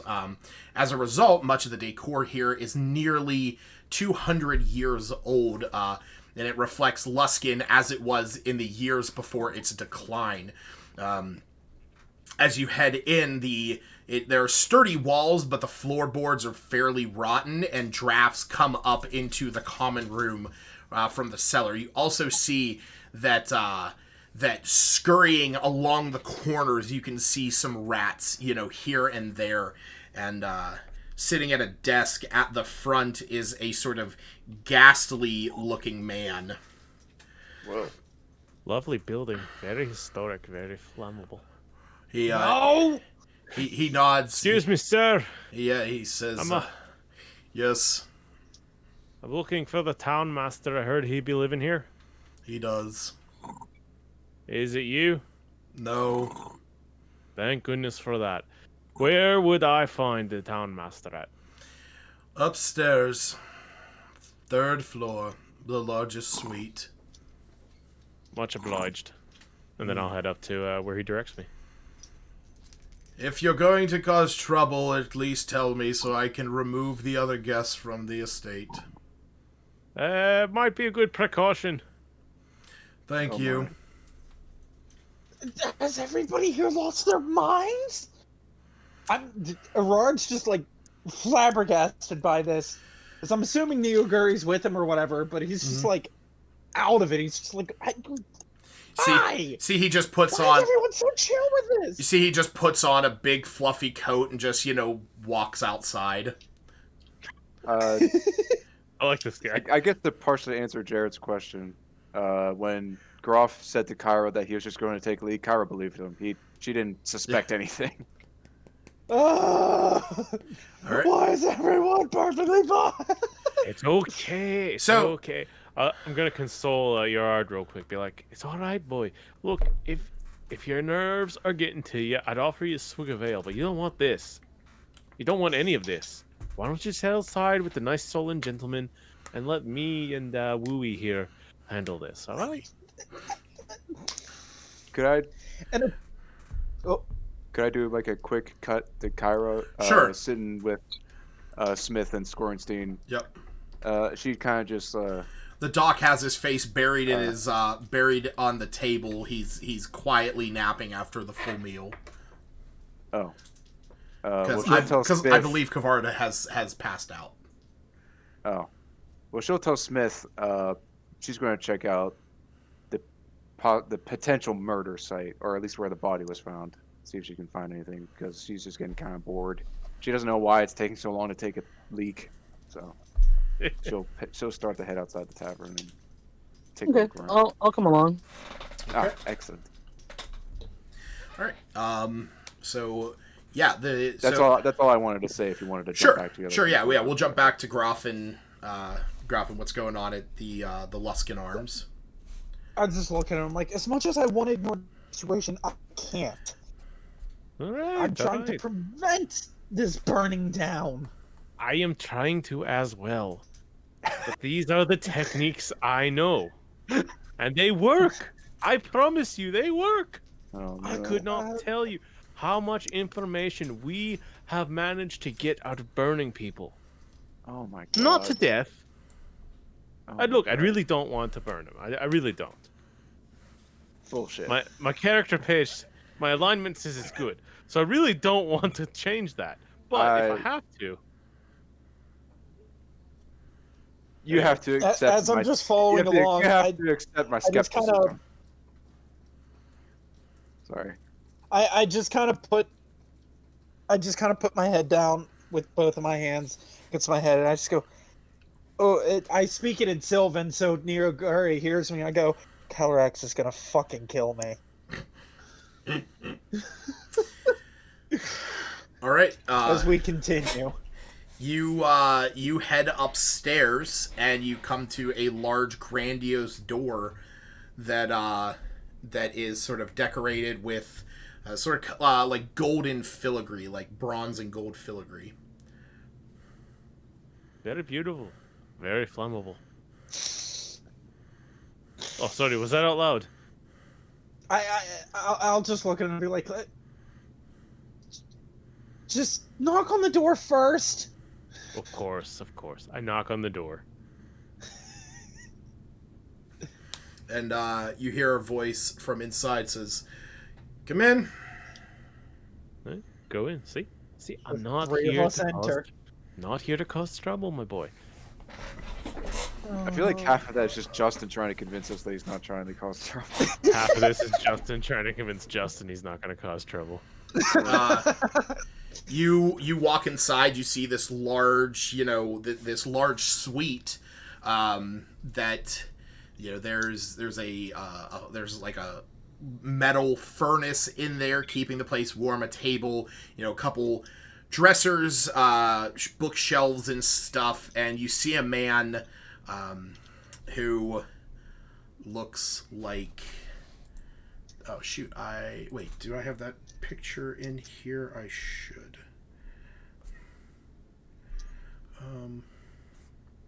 Is it in here? Yes.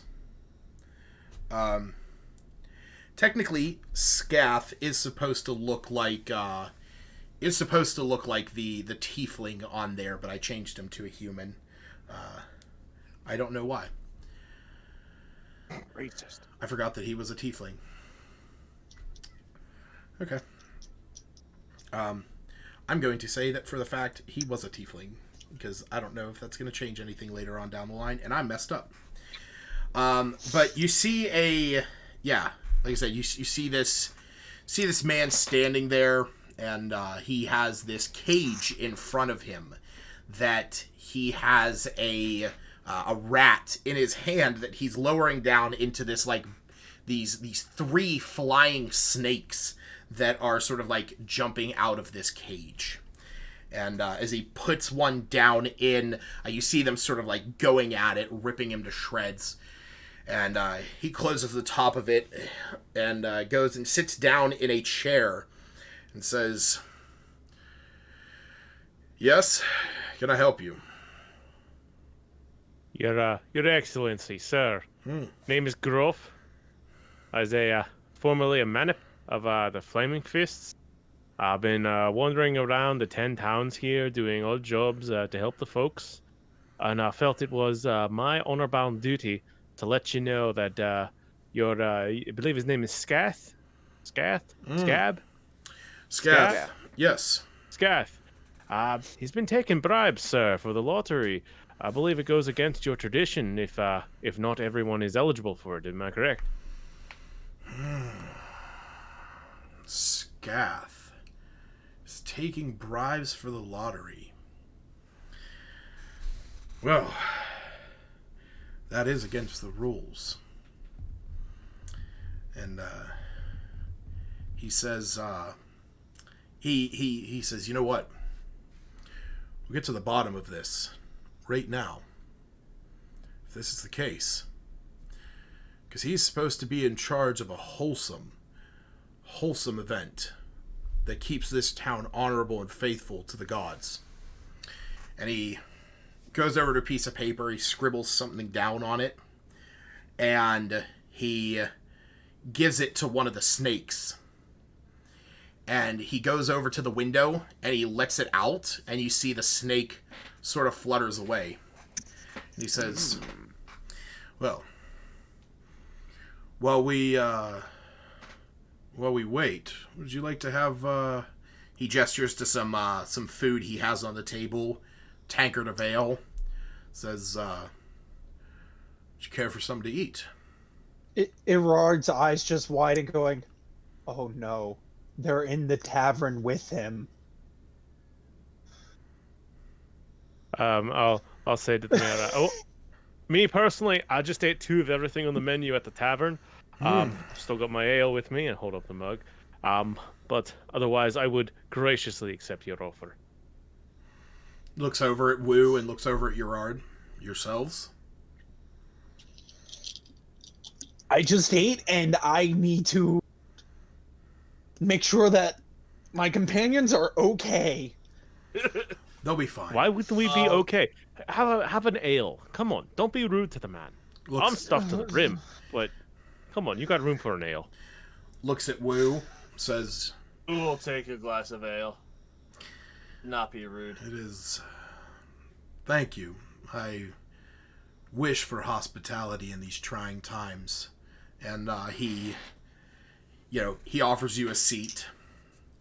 While this is going on, after a few moments, Smith... Yeah, I'm freaking out about the fact that the companions might get attacked by snakes. Kyra and Smith, the two of you are sort of bundled up. You've gone outside, out to where the docks are behind the Luskin Arms.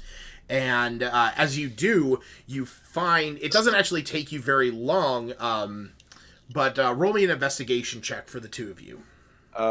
Since it's probably starting to get dark, right? So yeah. Dancing lights. Okay. Investigation though? Yeah. Okay. Ooh, 18. Yeah. So with your lights, you are able to find a spot where there is some there is some blood soaked into the snow, and along some wood that is back behind this building. So it does appear that there was an attack back here, at least within the past day or two. Sorry, what was that about the wood? It is just sort of like there's like a spray of blood across it that wasn't washed off. Oh. While you are back here investigating this, you see very quickly a red winged creature fly into the tavern window. There's like a crack in the one window, and it sort of like scoots into there. What the bloody hell? It goes into the tavern. Mm-hmm. Yeah, I mean it's maybe the size of like a bird. I mean it's fairly tiny. He's tiny. I think that. I think that's strange enough to warrant an investigation.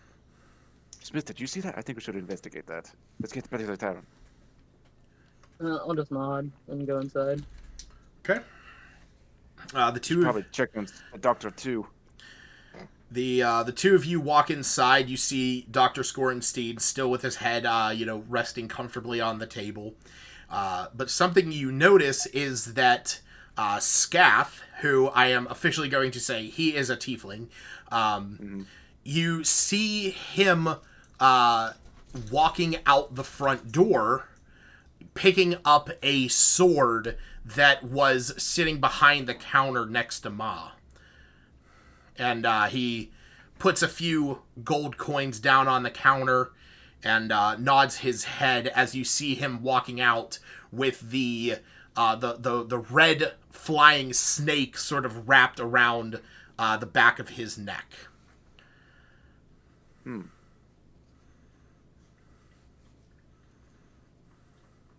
wonder what that's about.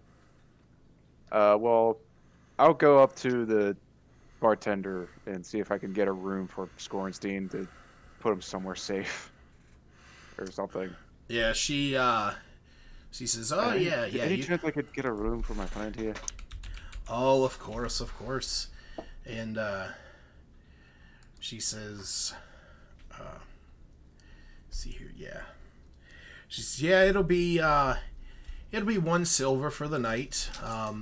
If you want to, if you just want to keep him here, but the nicer place is, I mean, we're just a tavern, but he can rest in the corner.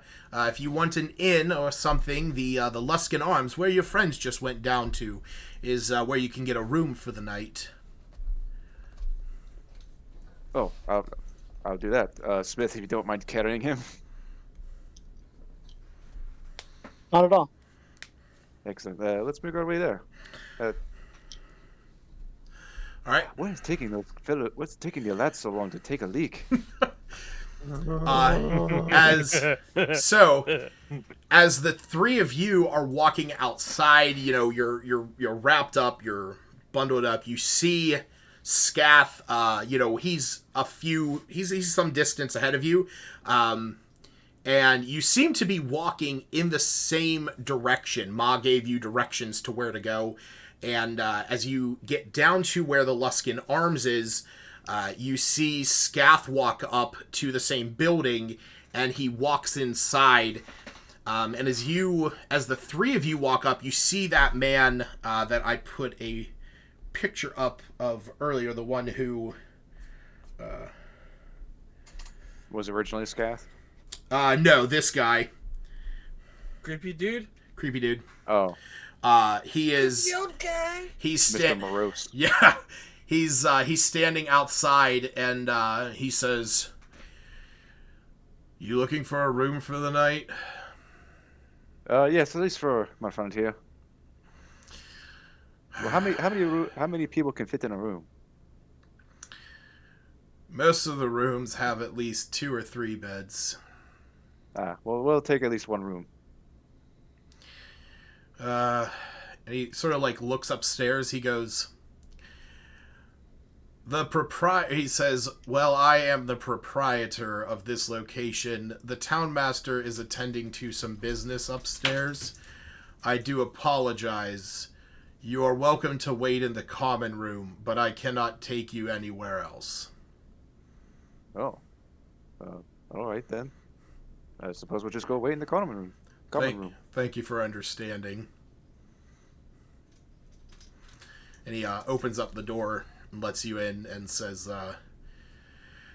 "Have a seat." Is this common room on the first floor? Yeah.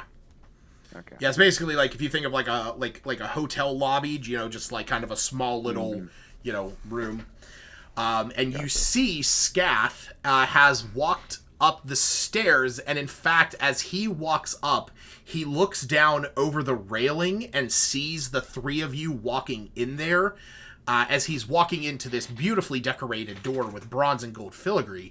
And he looks down and gives a bit of a smirk before walking into the room. And this is where Groff and Wu and Gerard are, you guys are. And, you know, Wu's sort of sitting there. He's had some ale, you know, eating some bread and cheese. And through the door, you see Scath, the man who, the tiefling who you talked to back at the tavern, who openly admitting to taking a bribe. And when he walks in, he looks over at, I had that picture up, you know. This is sort of what it looks like now, because Scath has taken a seat in the one chair, and he says, "Yeah, you called me, boss." And the town master, who goes by the name of Nerith Maxillender. Max Ildenar. He says, "These three have told me something exceedingly uncomfortable about your decorum." And Scaff looks and says, "Oh?" He says, "He informed me that you were taking bribes for the recent lottery, and that it was that bribe that was killed recently, the Master Shipwright." And he says, he sort of looks, at the three of you. See a bit of worry in his eyes. And the town master says, "Now, you know how this town operates. You know that this is not how we behave ourselves, the decorum that we represent here in Targos. I am going to send word out for the captain of the militia to come here and handle this, because I am not going to put up with this in my town." You see he takes one of his other flying snakes, and the Scaff looks at him and says, "You don't have to do this. You don't have to do this." And he says, "No. This is not how I expected this to be done." And you see he writes down on a piece of paper, and he takes one of the other snakes, and it flies out the window. And Scaff looks at him, and he says, no. And he runs out the door. Quickly. Who's gonna stand in front of him? Okay, cool. Do me a strength contest. Yeah. Athletics versus athletics. Athletics? Assuming you're good in that. I don't know. No. Can I try to stop him too? Are you getting in front of him? Yeah, I'll get in front of him. Okay. Crit, motherfucker. Rod's just trying to piece together everything that's going on. I know this could go either way. I still feel like So I'm gonna say I get that advantage on athletics. Yeah. That's terrible. So I'm gonna say that because Wu was sitting right next to him, he had that first jump at him. Groff, you were sort of standing a little bit further off to the side. But as soon as this happens, you see this that same snake fly in, and it flies back into the room. And as you are, blocking his way, he sort of steps back and he steps over next to the window, and he looks down, and that's when you can see this other snake flies back in, and it lands right on Scath's shoulders. And he looks over, and he takes the piece of paper, and he goes, "Oh, the town master needs the captain of the militia. I guess I should head there right now." And that's where we're going to end it for the night. I knew they were all in it. All right, I knew it. It almost seemed genuine, but I was like, Jared. "Oh, this could still go the other way." Jared, bad news. Got to use the mug. I was gonna say, and assuming that picture's canon, there's a furnace in there. There is. I have a tinder or box. wood burner, I guess.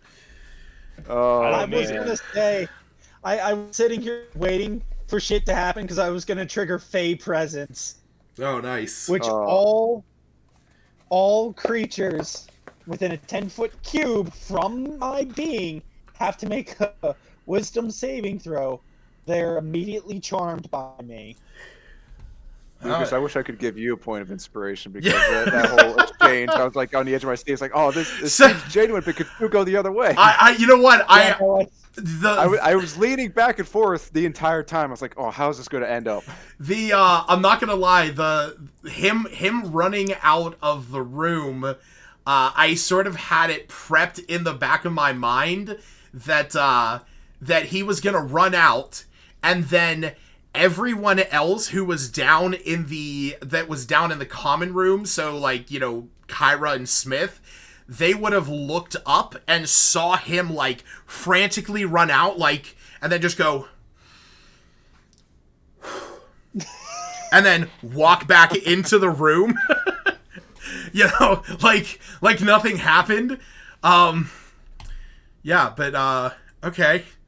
This is as soon as that happened and Erard notices it's going south, well, at the beginning of next session, I'm gonna cast Fey Presence. That's fine, yeah.